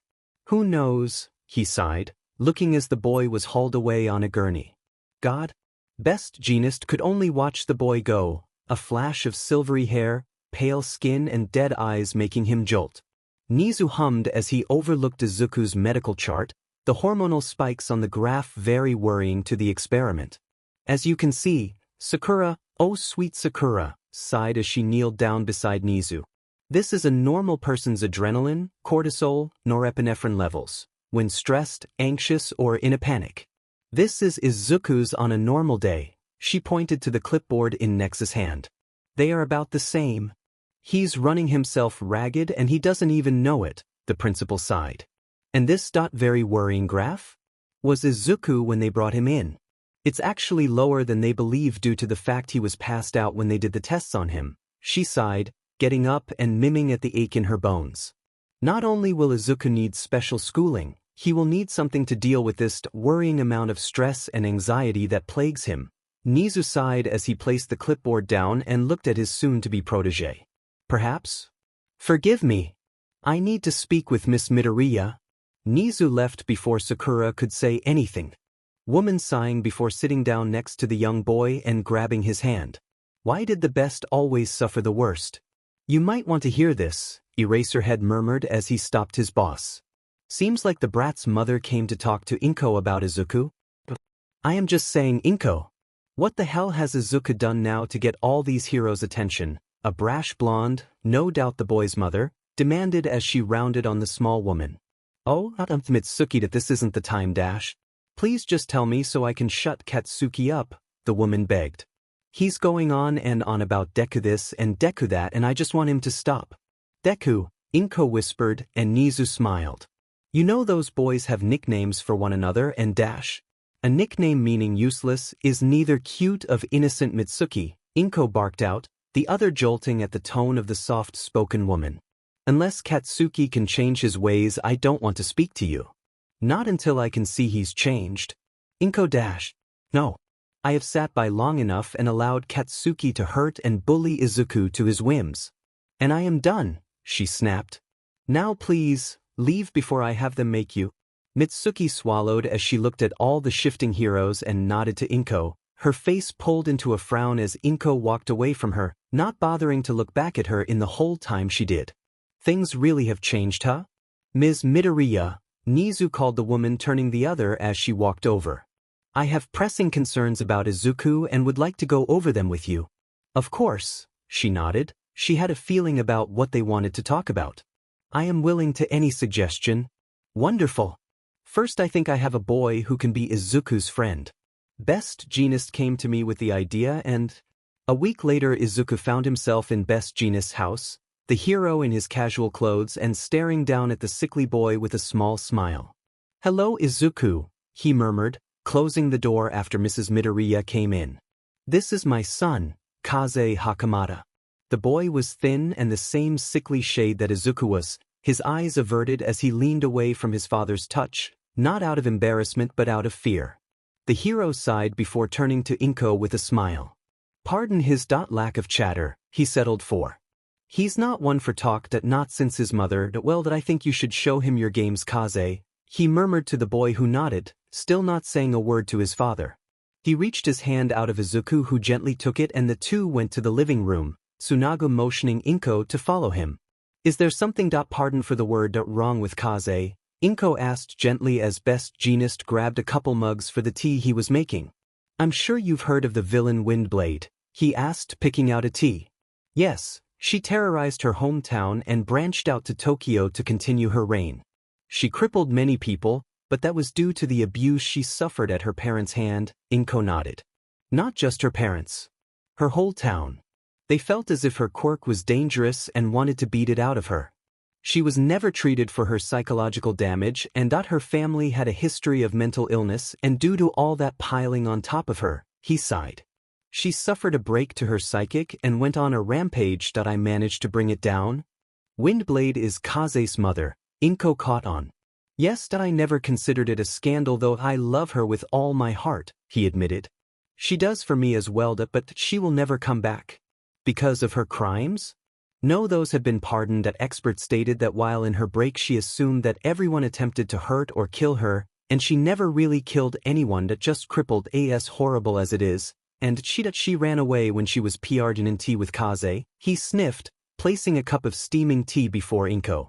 Did she have him on the run? Hiro's orders were to capture her before she gave Bia. Everyone knew it was my child, he admitted, leaning on the counter. She was caught a full year after giving Biardich to Kaze without any aid from a hospital. It made her condition worse, didn't it? Inko asked, looking down into the cup. Severe PSRTM depression and anxiety. Her psychological state was worst, but Kaze was well cared for. She turned herself into Eraserhead the moment he entered the apartment. He sniffed. But at the moment she was told that Kaze would be given to me while she healed, she fully broke and tried to kill herself. Oh. She's in an intensive care facility and Kaze merely wants his mother. I'm afraid I've ruined his image of me, he admitted. How? Inko settled for. Well, at the first facility I put Yui in, she was beaten and the heroes on call to protect the place merely allowed it that he witnessed on once and I wasn't there. He assumes I allowed it and knew about it. He grinded his teeth and tried to hold back his tears. Yui is the love of my life and I would never wish that on her. Never. Now I have a son that refuses to speak to me or so much as go out into the sun. Not to mention, he has some developmental problems, Inko guessed. Or anxiety? He's in the same boat with Izuku in a sense, he admitted, sighing as he placed his cup down and ran a hand down his face. Severe anxiety, stress. He has a mild form of depression. Selective mutism. He is on the fast track to being an agoraphobic and me being a hero takes me away from him, he raged, but kept his voice down. Tsunade, you do what you can and I am sure he will understand that, Inko tried to reassure the hero. I can watch him when you're away that I am sure Izuku can help him too. I hope so. I want my son to enjoy time with his father that despite what he may think I do love him and I do want the best for him, he admitted. I love my son and his mother more than anything. I am sure. Hours later the Midoriyas left, Izuku smiling lightly to Kaze who returned the gesture and went back inside the moment he could no longer see the Midoriya's car. You have fun? Tsunade asked, getting a nod from Kaze before he went back to tidying up. He allowed his boy to have any gaming system he wanted. The online games were allowed in his room with the multiple compute screens, but any console had to be either in the study or the living room. To which he agreed, much to Tsunade's relief. He knew it was a mistake to give him a mini fridge, but he didn't want him to starve even if he tried to get the consoles in his room. After placing the dishes in the sink he went to tidy up the couch and sat down with a huff, enjoying the feeling of being tired after cleaning up after two 12-year-olds. It was a nice feeling despite the mess. Father. He whipped his head up to look at Kaze, the boy's silvery hair falling over his eyes and he shifted in his place. Why yes, he swallowed. He yelped when Kaze jumped on him, hugging him tightly and crying into his shoulder, Tsunade hugging his son lightly. I love you too. I'm sorry I'm not the son you want, he sobbed into his father's shoulder. No, you're the best son a hero can ask for, he whispered, pulling him closer. And maybe one day, the mother can be here with us as well. Kaze merely sobbed into his shoulder. Did you have fun, Izuku? Inko asked when they got home, the boy nodding as he pointed to the TV and she nodded. He smiled before rushing off and turning on the hero news before rushing to grab his notebook and begin writing. Things were rough, but soon it would be behind them. Hopefully. It turns out that Izuku and Kaze were what one another needed. They became fast friends. Enjoying time with one another and hero community met the very elusive son of best genist, the boy hiding behind Izuku most of the time, but sweet nonetheless. But there was the problem of Izuku's anxiety when being away from his fast friend, and weirdly enough, Nizu was the one to offer the idea. And emotional support animal. A dog, preferably, he smiled, before placing his cup down in the saucer. Izuku and Kaze were currently enjoying his rather large collection of pre-quirk movies and comics. Currently they were in a heated debate about which family was better. The Super Family or the Bat Family. Poor Kaze, he failed to see how superior the Bat Family was to those hard-headed morons. But back to the conversation at hand. That would be a good idea, but our complex does not allow animals. Emotional support or no, Inko sighed as she placed her cup down dainty. Which brings me to the other problem I wish to address. Nizu sniffed. After the stunt that Endeavor tried a month ago that we've taken precautions but he still has moles we have yet to weed out, he began, Inko nodding and flinching at the memory of how she quit her job. Yes, and then there's the fact of people attempting to befriend Izuku to get to the heroes. Thank God school got out 2 days ago, she murmured, breathing a sigh of relief. Yes, considering Izuku is going to middle school now, I believe this to be an opportune time, he smiled. I think that you should be employed here as a nurse. Recovery Girl is getting older and while no means slowing down, she does many charity events and is often gone. And Aizawa likes to teach his students a harsh lesson. He giggled, Inko doing so as well. While I would gladly accept, I have to make money to keep the apartment or find somewhere cheap that accepts animals, she sighed. Well, All Might's complex is both safe and close to UA. I am willing to help with payment until your paycheck can accommodate for your living, he assured the woman, holding a paw up. Izuku is smart, despite his quirklessness. And if things are left the way they were ms. Midoriya that he'd have killed himself, he told her bluntly, the woman nodding as she knew. I'll need to schedule an interview. Done. I am more worried about the animal you are going to get, he said, the woman sighing as she realized, of course. She would not have left that day without accepting that she would move into All Might's complex. Hakamada-san was talking about going to a service animal adoption center to get one for Kaze. The boy is getting better, but he's still so shy, Inko fretted. And he's so skittish. Kaze was a sickly child, not only in appearance, but in actuality. Both physically and mentally. His stress levels messed up his body chemistry and hormones so much that he was constantly vomiting and sleeping, and was on medication until they could even out.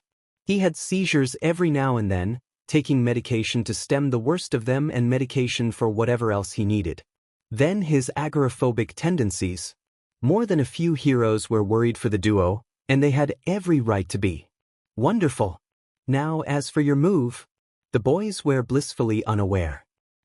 Father, Kaze asked him as both of them and the Midoriyas entered the adoption center a few days later. Why are we here? He was still hesitant to speak with his own father. Many of the heroes who were guarding them felt their hearts shatter at his fear. I was thinking maybe you should have a companion to come home to when you're not with other heroes or the Midoriyas, he said, kneeling down to be face to face with his son. And you could learn how to be really responsible too. Oh, he nodded, curling in on himself as he looked at the signs leading to the various support animals. Snakes, dogs, birds, cats, turtles, ferrets. Come on. Tsunaga led his son to the dog area, but Kaze surprised his father by tugging on his sleeve and pointing to the area that had the sign cats. I want a cat, he swallowed, everyone jumping at the demand. It wasn't the fact he demanded a cat instead of a dog, just that he demanded anything. His father always got him anything game-related that he looked at for more than a minute and any game he showed an interest in for more than a day. It was progress. Okay, he nodded. Okay, let's head in while the Midoriyas look at the dogs. Can we see the cats with Kaze? Izuku asked, the heroes smiling at the boys' reluctance to be apart. Of course, she nodded, the four of them heading it before Aizawa slipped in, ignoring the laughs from his friends and the calls of Catman. I am knowledgeable of many breeds, he sighed, blushing at the two's giggle before motioning him to follow the boys. I'm suing the Heroes Commission, Tsunaga murmured, Inko jolting when he admitted that, his eyes never leaving the boys as they pet the cats. Yui was nearly raped in her facility. I got there the moment they pinned her down. I ended up destroying most of Hall. He pursed his lips. She's been receiving unethical treatments. Electric shock treatment, pressure release, and God knows what else. Tsunaga? I failed her again, he stressed, fingers digging into his forearm. I messed up again and I may have lost her for good. He seethed, smiling as Kaze looked up to him with a smile, a tabby in his arms. If she loves you like I know she does, she knows that you didn't know, Inko insisted, the other turning to her with doubtful eyes. Push comes to shove that you can request that a trusted therapist comes to your house and she lives with you. She has gotten better. Yes, she's admitted to her failings and has seen justice against her whole town, but the public's response. He breathed. You have a video of Kaze in his dark moments, Record of what to do when he breaks down, right? She asked, the other nodding. Ask him if it's alright to show people that if they think that coming after a boy is alright because of his mother and coming after a mother who the system and people failed, that then they are no better than common bullies and villains. I can see where Izuku gets it from. He laughed, Inko smirking before smiling as Kaze came up with a rather fluffy cat. I want her. He beamed up to his father, who kneeled down and looked at the cat. Main CN. Good breed, Aizawa commented. She's fully grown, but only a year old. Name's your Knight. Tsunaga laughed, petting the cat before it lightly pawed his hand away and snuggled deeper into his son's tiny arms. Let's go help the Midoriyas pick out their dog, and then we can all get the things we need for them after. Okay. Both smiled, Izuku rushing forward as Yoru was rather big. Big shock when she jumped out of Kaze's grip and rubbed against his legs, heading to the dog door while Kaze jogged after him, both him and Izuku giggling. What a nice sound, Tsunaga murmured, Inko smiling as she caught up with the two and entered the area. Izuku hummed as he looked at the various kennels, seeing all the different dogs there and their fluffy faces, but none felt that right. And Yoru, who was sweet to both him and Kaze, hissed at most of them too. It was important for him to get a dog that would get alone with you, but he didn't want them to fight. Yoru seemed to have enough of following the two boys and bounded ahead, Kaze yelping as he followed his feline friend to a kennel with a rather large golden retriever, who began wagging his tail the moment he spotted Izuku. Izuku quickly looked up at the sign. He was so handsome. Nice slick golden fur, a strong build, and a cute face. Shinrin, Forest. Inko hummed as Izuku placed a hand through the cage and giggled as the dog nuzzled into the too small hand. Before he decided to lick it, causing Izuku to break out into hysterical laughter. Kaze kept his distance, but when Shinrin turned to him and whined, he came forward with Yoru by his feet and giggled at the licks he got as well. He's been here for about 3 years.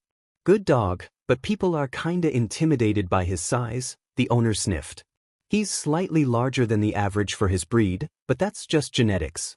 He was ethically bred. A woman had puppies and couldn't take care of them and called me, he assured them. Come on, Tsunaga called. Let's get them the items they need, the two following with their newly acquired animals by their side. This is so nice, she breathed, smiling as she watched the two laugh. This is so much work, Inko sighed as the last of the boxes were placed in her new apartment, 2 weeks after the animals were picked out for the boys. Izuku, sweetie, do you want to start on your room now? Don't forget. All your hero merch goes in your study room, she reminded. That apartment was very large, was all Inko thought as she looked around her new apartment a week later. When in hell's name was Inko ever going to need 5 rooms? Plus a computer room to boot. So, Dinistar is hers, the second and third largest are Izuku's bedroom and study room respectively. The fourth is a guest room and the fifth will be a storage room. The computer den will be just that. So much unpacking. A knock on the door had the tiny woman groaning and opening it with a tired huff before coming face to face with a hero t-shirt too small for the person wearing it. Hello, Ms. Midoriya, All Might smiled, waving lightly as he held up a homemade cake. I come with both a housing warming gift and an offer to help you unpack. Oda, thank you, she breathed in relief as she overlooked the large amount of boxes. I will handle my room, but if you could help Izuku with his room and study? Of course, I'll put this in the kitchen. He nodded, Inko smiling as he shuffled in and pet Shinrin, the dog barking happily before going to the couch and plopping down on it like the lazy thing he proved to be when not on duty. Izuku, my boy. I am here to help you unpack, he laughed, Inko giggling at his catchphrase before Izuku ran in and smiled happily. Really? He asked, looking hopeful. Indeed. Now, room or study first? My room, he smiled. I can't reach the washer to wash my sheets. Then let's get to it, he smiled, allowing the small boy to lead him to the washing room as Inko went into her own. Now, she huffed, placing her hand on her hips. Unpacking, she groaned, going limp before shuffling over and opening a box with a heavy sigh. I hate moving. All Might could only GG at the sheer amount of merch of him, and wondered how the hell the kid was calm around him. Because he was certainly a fanboy, if the amount of hero stuff was an indication. My boy, I'll be in the study hooking up the computer all right. You have everything you wanted on the top shelf now, right? He asked. Up. Thanks, All Might. He smiled, the other ruffling his hair before moving to head out. As he passed by he heard the whine of a dying animal, and he knew that sound. Hate moving? He asked as he knocked, opening the door as he did so. Just. If someone had a quirk to do this for me, I would pay whatever they wanted, she hissed, All Might laughing lightly as she fumed. Indeed, that would be a wonderful quirk, he assured her, gently taking her elbow and leading her to the kitchen. How about some tea? Wonderful, she sighed, looking into the hallway as Izuku mumbled about how he wanted to decorate the rooms. Ah man, I hate moving, she ummed, looking like a put-out child. Ah, well, most can say the same, he laughed, placing the kettle on the stove. Are you tea bags already put away? He asked. Yeah, next to the spice cabinet, she murmured, leaning back slightly as she pulled out her phone and jolted at the sheer number of texts and missed calls from Best Jeanist. Oh, she went to be listening to a voicemail before frantic knocking had her and Izuku jumping and All Might holding them back as he walked to the door. Looking through the peephole, he pet his head confused and opened the door, yelping as it was roughly pushed open and a frazzled Best Jeanist came in. Inko, you didn't answer me and I need answers. Is Kaze here? He begged, Inko getting a horrible sinking feeling in her gut. No, we've been unpacking all morning and afternoon, she whispered, Best Jeanist looking like the world slipped out from under his feet. He's missing that I can't find him, he cried, breathing harshly as All Might tried to calm him. His room is trashed and my son is gone, he yelled, falling against All Might who lead him to the couch. Mama, Izuku asked, the woman jumping before turning to a shell-shocked Izuku. Kakaze, go back into your room, you hear me, she ordered the boy, nodding as tears pooled in his eyes. I asked this because I talked about Zachan and had him on Present Mix show, he sniffed, all the adults freezing at his train of thought. No, Izuku, not in the slightest, he assured the boy, swallowing as fear threatened to consume him again. Please just don't blame yourself. We'll find Kaze, All Might assured Best Jeanist and Izuku. I promise. Kaze was scared. These men they broke into his game room and they hurt him, like any kidnappers would do, but they also took his medicine with him. Did they know him? Can't fucking believe that our boss is making us take Jeanist's kid, one murmured as Kaze listened through his addled haze. They weren't in a car, not anymore at least, they had driven quite far, but not they were walking in the alleys toward a couldn't tell you. He's the son of a no-good villain that pleaded insanity, the other huffed, growling at the boy. But he's close to Izuku Midoriya and might be able to sway him into working with the boss if we can convince this brat. He slapped the back of Kaze's head, where they hit him, roughly. That brat already has enough bad things to say about our good boss, he needs to be taught the truth. Bad enough that this kid is becoming like that annoying brat. Still, the other hummed. If this kid refuses, what will happen? He can't just go back home? He's gonna be sent with his beach of a mother, the other laughed before they froze. Oh might the sidekicks of Endeavor have come into my grasp and I have gotten some very interesting information, a chilling voice growled, the two cursing. I originally had come to speak with both Izuku Midoriya and Kaze Hakamada about their opinions on heroes, but it seems like I need to take care of filth. Endeavor merely wants these uneducated kids to stop spouting lies about him, one tried to argue before he yelped, dodging a blade swipe. But then went stiff and fell to the ground. The one holding Kaze fell too, but the boy was caught in another's arms. Why you? The boy murmured as he looked up to the hero killer stain. You look like you have a concussion, he sighed, placing the boy gently on the ground. I'll get you to safety. I just need to take care of these rabble, he murmured to the boy before taking out a blade. My medicine. It's in one of their bags. The boy coughed as he began to shiver slightly. The hero killer hummed in response before stabbing each man, killing them without much remorse before taking the bags and going through them, raising a brow at the anxiety medication. Grabbing the bottle, he skimmed it before taking out a small pill and the water bottle from the bag. Kid, he murmured, the boy looking at him a bit lost before taking the offered pill and allowing the other to help him with the water. The closest hero agency is Ida 10. I'm going to bring you there, he told him. Why, you'll get arrested though, he murmured, the hero killer, looking at the boy's frail body. Windblade, you was a friend of mine, he said. She kept me hidden when I began my vigilante days and even when I was a villain.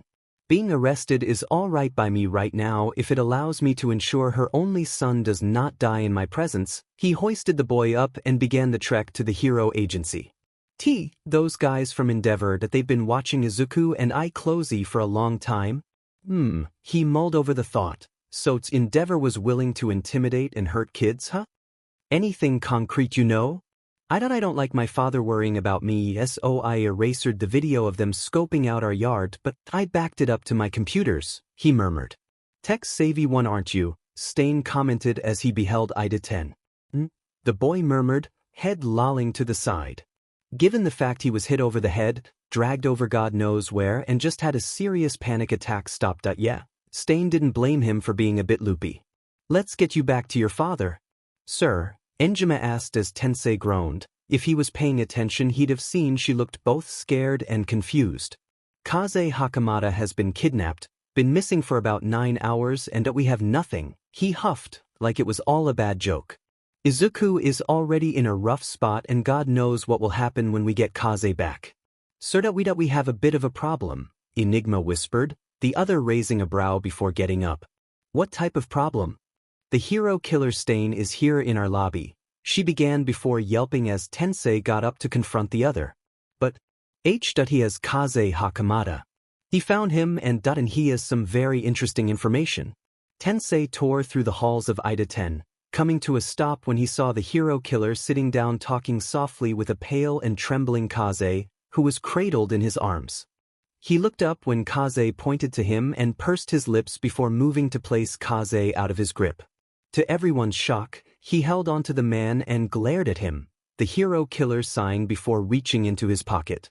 Everyone tenses and Tensei weighed the options of him rushing and grabbing the other, before he saw what Stain took out. It was a voice recorder. Gently he released Kaze's grip off of him and went to Tensei, handing it over to the hero. You'll find that very interesting, he told the other. And you might want to keep this on the down low. What is on this? Proof that Endeavor should not be a hero, he hissed, Tensei feeling as if the whole world crashed on him. Endeavor did this? He murmured, others gasping as Kaze nodded. Get him to medical, he turned to Stain. Come with me. We need to talk. Fine by me. He grinned, malice dripping in his voice. I'll happily drag down that BSTRD. Tensei stayed silent. Kaze, Sungao cried out as he rushed to his son, pulling him close and sobbing into his small shoulder, kissing his temple as he whispered his thanks to God and anyone else that happened to be listening. Dad, he murmured, holding onto the tall man tightly as he stared at the ground. Zachan, Izuku murmured, turning to his friend before smiling lightly and waving. Hey, Tensei murmured as he entered a dark shadow behind him as he looked conflicted. So that the one who found Kaze, he's like a little brother to you. I don't care who he is, my son is right here. Oh my God, he breathed, Kaze turning to Tensei before looking at Stain. Who is he? Me. Every hero who had come after Tensei texted them about Endeavor's involvement tensed and turned as Stain came out from the shadows. Kaizome, Tsunaga murmured, remembering Yui's rambling about not leaving her baby brother alone too long. I had some medical knowledge, Stain said, averting his eyes. I hid her a week before and after Kaze was born, but she gave me the slip shortly after. Thank you, he murmured before pulling his son close and heading to the side. I have something very important to talk to you all about, he spoke up, motioning to a few heroes. Eraserhead, come on. Let's go, he nodded, leading some of the prominent heroes and Inko into a meeting room. Everyone tenses when the underground hero came face to face with the villain that eluded him for years. Present Mike went to speak before he yelped at the evil smile his husband showed. Good to see you, Kaizome. He hugged the other, the hero killer huffing. I remember you stating if I did anything stupid you'd glock me in the face. I can still do that, he offered, before the other pushed him off. He turned to the shocked heroes before giving a curt nod. I am heroic enforcer Stain. I'm a secret underground hero, employed with investigating heroes who show questionable activities, he informed them. He reached into his pocket and pulled out a badge. Naomasa grabbed it and looked it over with a critical eye before confirming it was real and Stain was telling the truth. But the people you killed those happened to be the times I allowed agents from the commission to follow me on arresting the heroes, he sighed, taking off his mask. Most of the time they proved to be too feral or have too many connections to risk imprisoning them that I had no say in whether they died or lived. Why share this now? Technically I am not supposed to investigate Endeavor, but I know he is in the wrong. Even if you sense that something is off, he turned to All Might who nodded and turned to Izuku who tugged on his breathes. He's a good guy, he asked, unsure as he looked at Stain.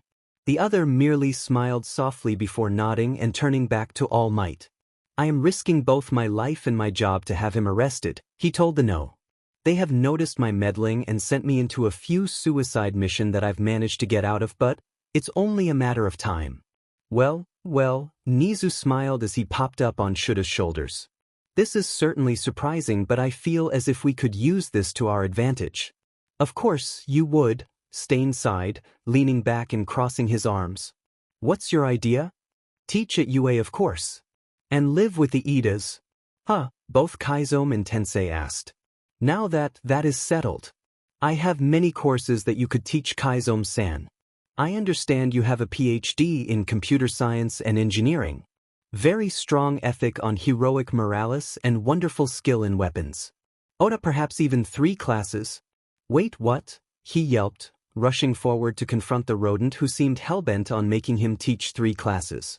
Wow, Tensei sighed, before realizing how he had to explain this to his parents. Man? You're okay with this? Stain yelled before yelling as he looked between the two. That's Nizu, the shrugged, Stain remembering as to why he never went to a hero school. So what now? Tensei asked. Stain should continue and act as if he gave up on searching on Endeavor, Nizu sighed. I'm afraid that with the evidence that we won't have a case in the slightest. Unless you use the evidence that All Might had gotten when he came after me. Even though legally Endeavor has not a single spot on his record, his public opinion is not very high. Coupled with the fact that All Might would testify on my behalf since I am a minor, that would force people to take notice and care during the case. My protege, Nizu smiled. And we have evidence that Endeavor ordered them to take Kaze, Genist murmured, pulling his son close. They could do what you've done against you, Genist, Nizu sighed. You publicly admitted to not caring of the scandal. He gave a pointed look to Kaze and Sit covered his ears. Inko doing the same for Izuku. But you have used your authority to get past the security measures at the hospital Yui was at to have a see with her. How do you dash? You admitted it, Nizu said. You loved Yui more than anything and would always longing her and love her. I see, Genist sighed. We can't do anything, Kaizome sighed as he ran a hand down his face. I best get back out and cause more terror. Wait, Genist called, the other stopping after he put his mask. Can I get your number? Yui would love to see you again. Me too. I have been doing my own investigation into Endeavor, Tensei asked. I am breaking so many regulations just being here. He sighed, but he already had his phone out. Like that every bothered you, Eraserhead huffed. Like seriously? Fair enough. Mama, where are we going? Izuku asked when they were following All Might. If Endeavor is dead set on getting you and Kaze, then we'll need all the precautions possible. So I'll be staying at your place, even if it's across the hall. He laughed, taking out his keys and opening his apartment. I just need a few things. He smiled down at the boy. Help yourself to whatever you want, but we'll be at your home so. Take your time, Inko assured. He nodded and went off to his room, Inko sighing as she sat on the couch and Izuku began to wander.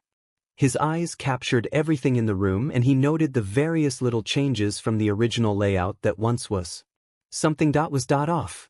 Everything in the house was slightly different than he expected, not by much, but it was mostly the kitchen that made the child a bit wary. Something was off about it. He just needed to open the cabinets and he would find the answer, but that was impolite and Izuku never wanted to be one of those people who snooped. You two ready? All Might asked as he hoisted the 2 gym bags on his shoulders. Of course. Any preference of food? Inko asked. I'm good. I ate before we left to head back and I need to do a systems check on the security here to make sure that everything is in tip-top shape. He smiled. Of course, Inko nodded. I'm making katsudon, she called, and Izuku gasped happily, making both adults smile. I could save you a bit for a snack later? That sounds wonderful, he nodded, the three of them entering the apartment before he made a beeline for the study room. Izuku, go get cleaned up and then you can help me, Inko winked, the boy rushing off to get washed up. The woman sighed before shaking her head and going to the kitchen. Tsunaga sighed as he looked at his son, the boy silent as he rubbed his cheek, no doubt still feeling the punch the other gave him. Cursing himself, he pursed his lips and thought about moving. That true you still see mommed and try to make me siblings, he asked, the other choking on his spit before composing himself. Why that your mother can't have any more children kaze? He sighed, pushing his mustache hair back. I still go to her because I love her and I love you. He turned to his son who nodded, tears welling up in his eyes. Father dash.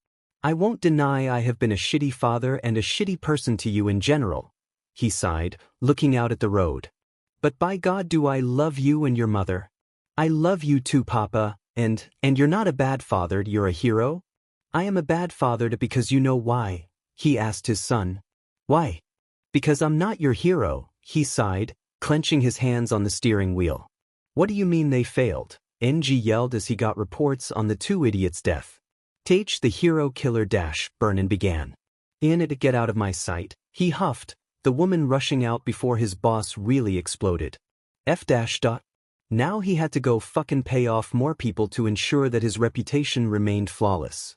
Izuku hummed as he was given his daily workload from Nizu, smiling happily at the work he was given and giggling at how easy it was. All Might merely watched him in awe as he solved each complex equation with ease and laughed at its simplicity. He's amazing, ma'am, he whispered to Inko, who smiled as her son moved to the next small packet. Indeed he is, she smiled, pattering around the kitchen.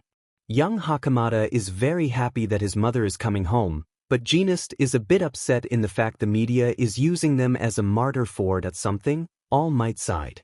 Honestly, that I am a bit worried they will do that to Izuku. I will just have to wait and see. Inko huffed before moving to get the chicken out of the oven.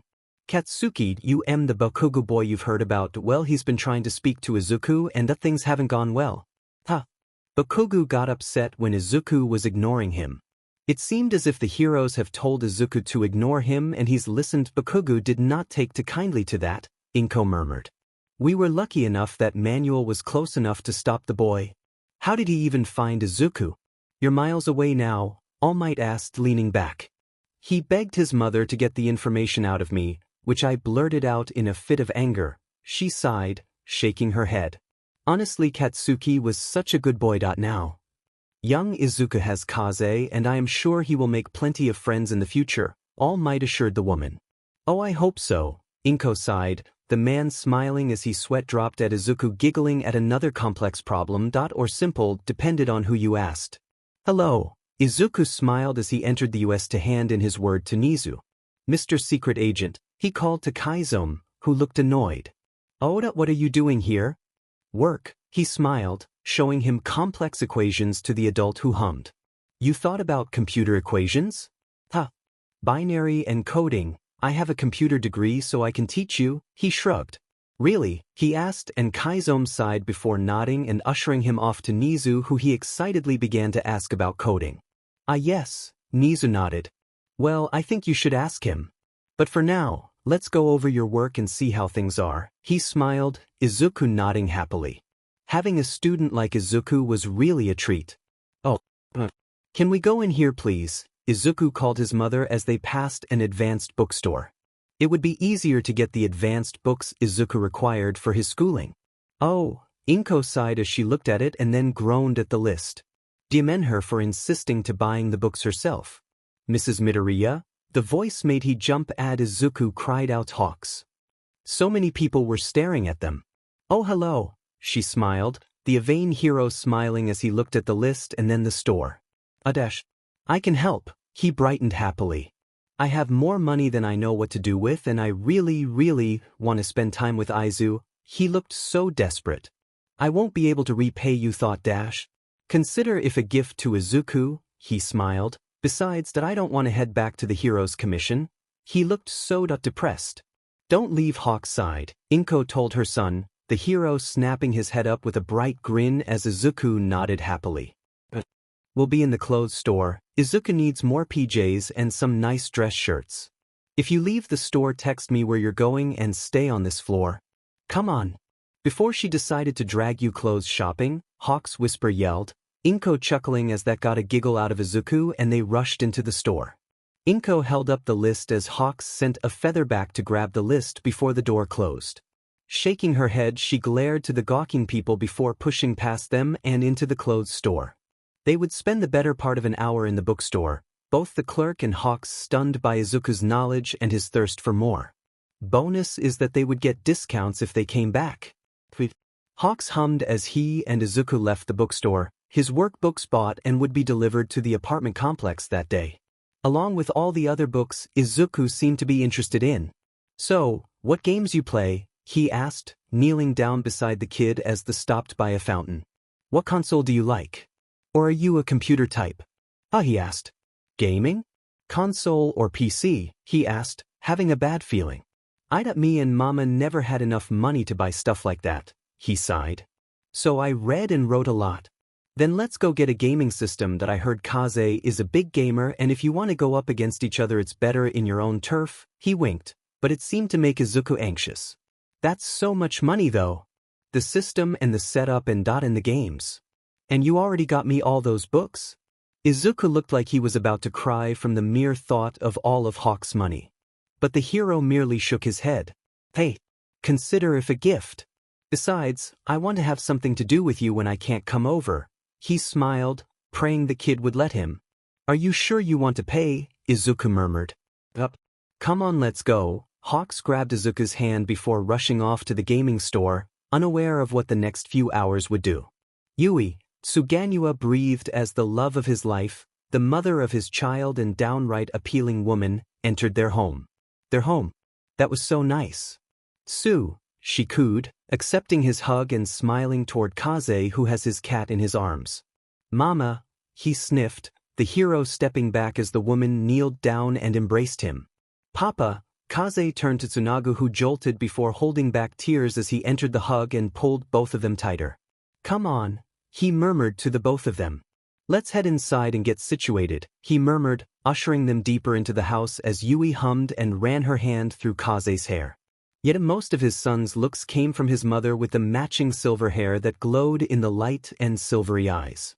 Mama, see my room, Kaze called, the woman nodding as she followed the boy and kissed the hero on the temple before heading up. Tsunagu smiled before ensuring that they were both upstairs and pulling out his phone. Kaizom. She's here. If you want to speak with her, come on down, he told the other before ending the call.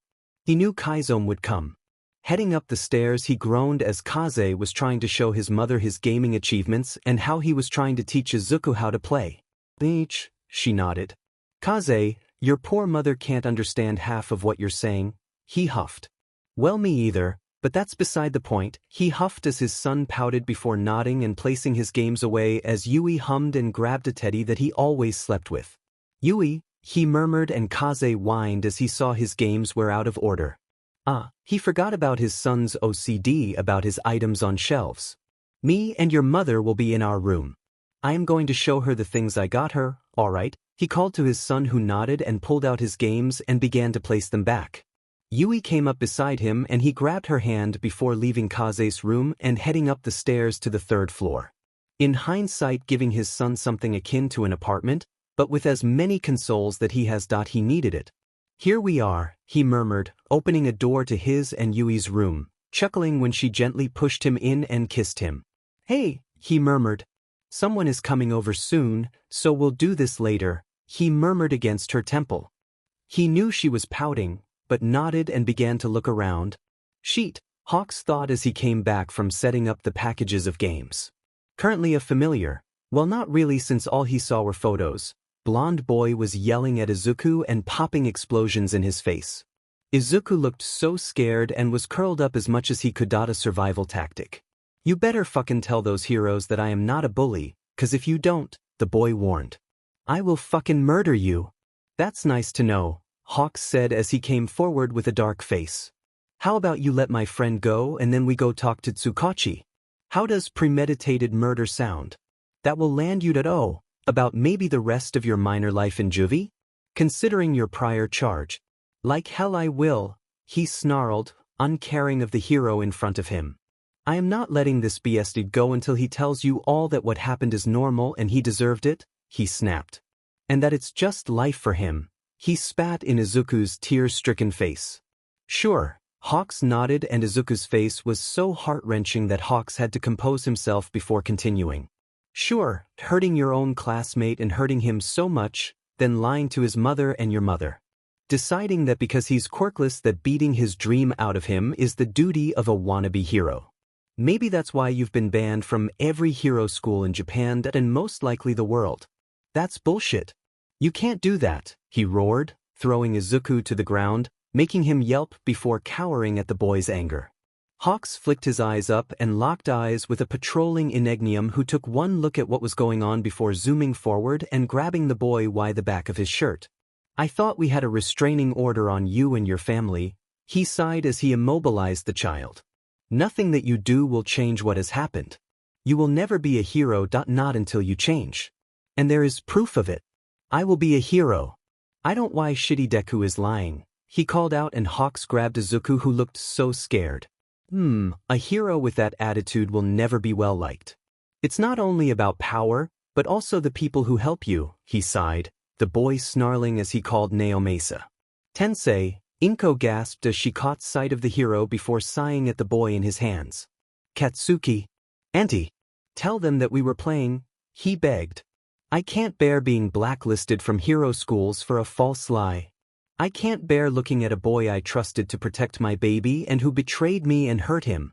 Who was on his way to driving my boy to suicide, she stressed. I don't want you calling me auntie anymore Katsuki, she sighed.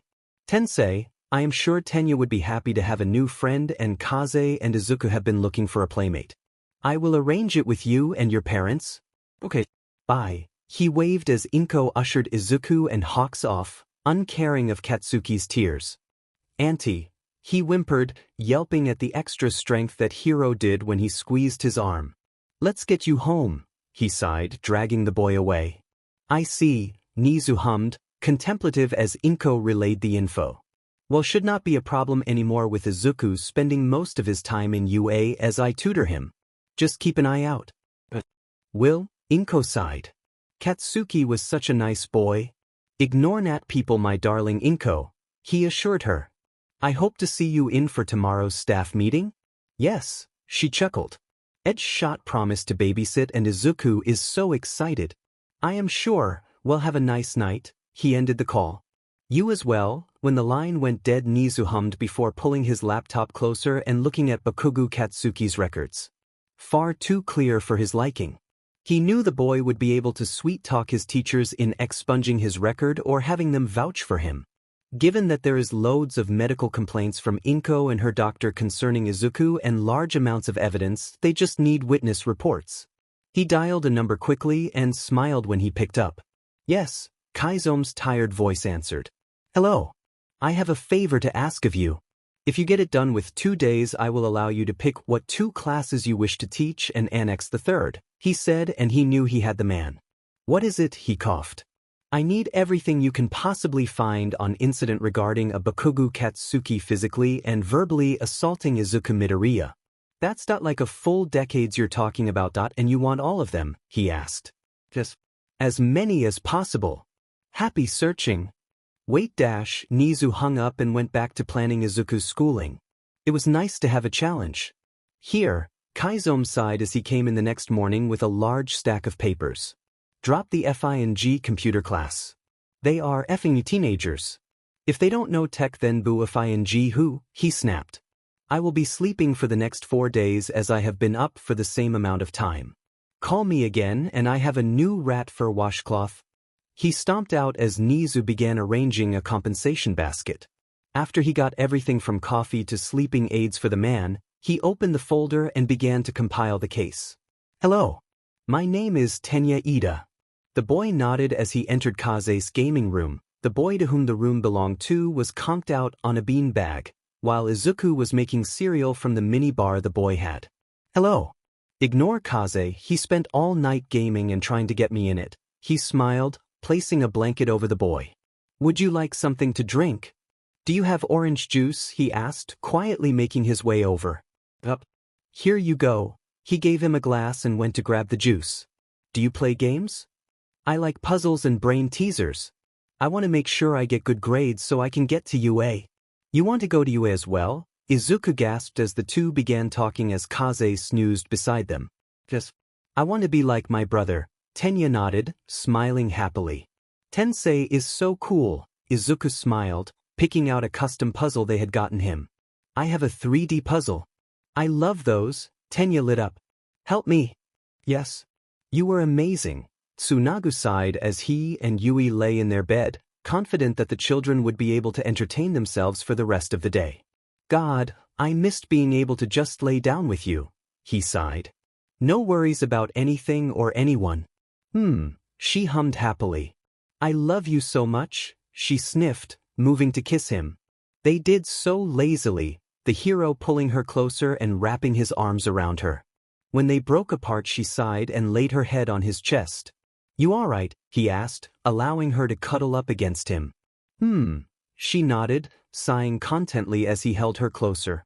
I don't want more children. He swallowed. I know you do but dash. Adopt, she stated, and he sighed. You don't have to worry about me having any more children. Are you sure? There was this woman that I in my ward, she murmured. She broke down because her son had a villain's quirk and she tried to kill him. She told me that. She struggled to remember what she wanted to say. She told me that his name is Hitoshi Shinso. I'm sure Kaze will love the company, he murmured, closing his eyes. Tomorrow we will go to his foster home. Alright? Of course, she sighed, closing her eyes as well. He's Kaze's age as well, along with Izuku and Tenya. Hitoshi's Shinso, he murmured, the woman humming before they both fell into a blissful sleep. Truly sad, All Might commented as he looked through the files that Nizu had Kaizome compile. And Bakugo wanted to be a hero? He may still come to UA in the coming 2 years should he get the therapy needed and adhere to our restraining order, he sighed. He is a very prideful boy that hides a lot of fragility in his heart. But did he need to physically and mentally hurt the boy? He asked, Nizu sighing as he handed All Might Izuku's medical file. I am not sure. She wants you to look into it if you are going to be babysitting him in the future. Sakura has prescribed him anti-anxiety medications that he has tried to get out of taking, he said, All Might jolting. And successfully a few times as well. At his age, he gaped. His stress levels could kill a regular person, but his body is young and his tolerance is no doubt going to be impressive in the future. Nexus ears went down at the sight of Izuku's stress level tests. Kaze is the same way, we're both having them watched for certain tendencies, he admitted, and All Might closed his eyes at the implication. I see, he nodded. You still wish to teach at UA, correct? Nizu asked, reaching for the file back. If so, you can join the meeting for today. Inko is here as well, so you can discuss options as well. Then you can meet Recovery Girl to help with your injury, he stated pointedly, All Might flinching as phantom pain went through him. I see, he nodded. Good, come on. The meeting is in about half an hour. He cheerily called. Thank you once more. Inko sighed as she grabbed the last of her things and turned to Edgeshot, who was helping Izuku, Kaze and Tenya with schoolwork. No problem. Besides, he is having a playdate as well. He ruffled all their heads, getting giggles from the three. They won't be much trouble. And well, they're not really trouble-making children. He didn't notice how they glowed at the praise. Indeed, Inko smiled. Be good for Edgeshot, and no junk food. Izuku. She gave him a stern look as he gave an impish grin. I will see you in a few hours. Goodbye, he called, the door clicking closed before he waited for a moment. He then turned to the expectant children. Tenya gets all the orange and grape candies. Izuku can't have lemon and Kaze doesn't hog the strawberry, he warned, pulling out a rather large bag. And I get the pineapple and coconut? Deal, they all said. Good doing business with you all. Thank you, they all said before beginning the task of dividing their hoard. Such good kids, he murmured. I see, Inko sighed as she placed the files of the returning students back. We have a few children who are repeatedly hurting themselves, so I will deal with them, Chio stated. If you're fine with it, I would have you deal with others.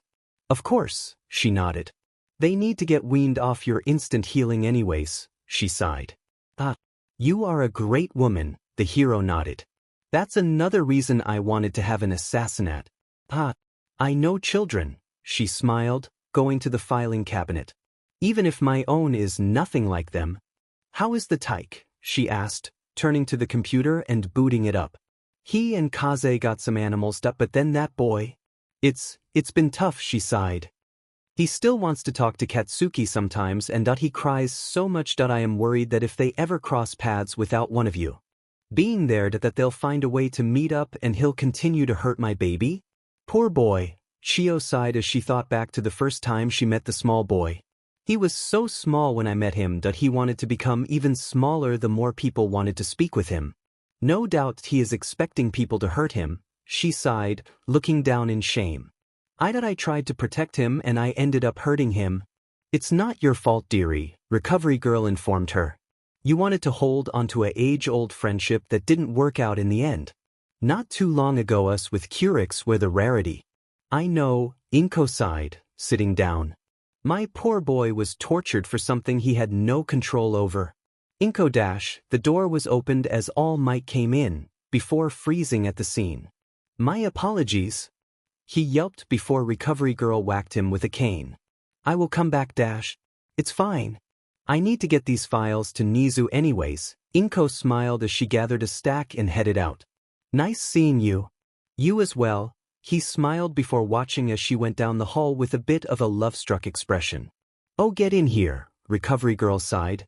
Now, let off that disguise and let me see that wound. He sighed as his body deflated and he became smaller and thinner. His face was gaunt and honestly he looked a step away from death. I'd have had things to do, he explained, the woman giving a knowing look as she got up. By things, do you mean woo a certain woman and her child? She asked, the man blushing violently before coughing up blood. Thought so, she huffed. You best be careful if you want to keep up the facade, she warned. That boy is perceptive. All Might thought back when he first brought them over to his house and cursed. He might already have an inkling. He sighed, Recovery doing the same before shaking her head. Serve you right, she stated, kissing him. You best not keep it from the boy any longer. You are his idol after all. Precisely why I have to keep it up, he murmured, the nurse shaking her head as she muttered about block-headed idiots and their dead sense of pride. I will see you later. Yes, yes. She motioned him away and sighed sadly as he took a deep breath before puffing himself up and heading out. He was going to die early if he kept it up. I thought I could trust you, Inko scolded the ninja as she came home to 3 comatose kids with candy over their mouths. Sorry, he didn't even bother to try and save himself. I have video of the 3 of them though, he offered. They didn't destroy anything? Nope. Fine. Consider that your payment, she sighed, the others smiling as he sent the video before getting a hug from the mother and heading out. God, watching those kids get high was hilarious. Inko shook her head before turning to the 3 conked-out children, each settled comfortably on the floor, on a floor of plush pillows. Izuku was resting his head on Kaze's shoulder, who had his arms around the boy as Tenya's head rested on his stomach. It seemed as if Edge Shot tried to cover them in a blanket, but in their strange pile of limbs it would just cover someone completely. They looked well enough. Shaking her head once more, she moved to go clean up the little mess that was left before she had to deal with the inevitable tummy aches. The hell is wrong with you? Tsunagu sneered as he held the matron of the orphanage tight with his fibers. He is not even a teen. And you muzzle him like an animal? He has a dangerous quirk. He'll be a villain no matter w-. It's because of people like you that we become villains, Yui murmured as she gently approached Hitoshi, the boy's eyes glistening with tears as she reached behind him and took the muzzle off. Why?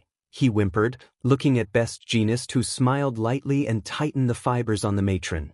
Because I knew your mother and I want to give you a nice life, she smiled, pulling him into her arms and petting his head. I'll get Naomasa on the phone and then we'll get the papers, he stated. Take him to get his things, and then get to the car. All right, she hummed, holding his hand as they walked to the bunks, Genist closing the woman's mouth with cloth as she began to rant and rave about the stupidest shit he's ever heard. As they walked down the hall, Hitoshi looked up and was met with a kind smile and thought that maybe, just maybe that he would find happiness. Hello. I am sure you've heard the news of a pocket knockoff posting site is stealing people's works and that many people are going to lock their stories until things are sorted out. I am going to lock my stories as well. If you wish to keep up, then please make an account and tell others of what is happening.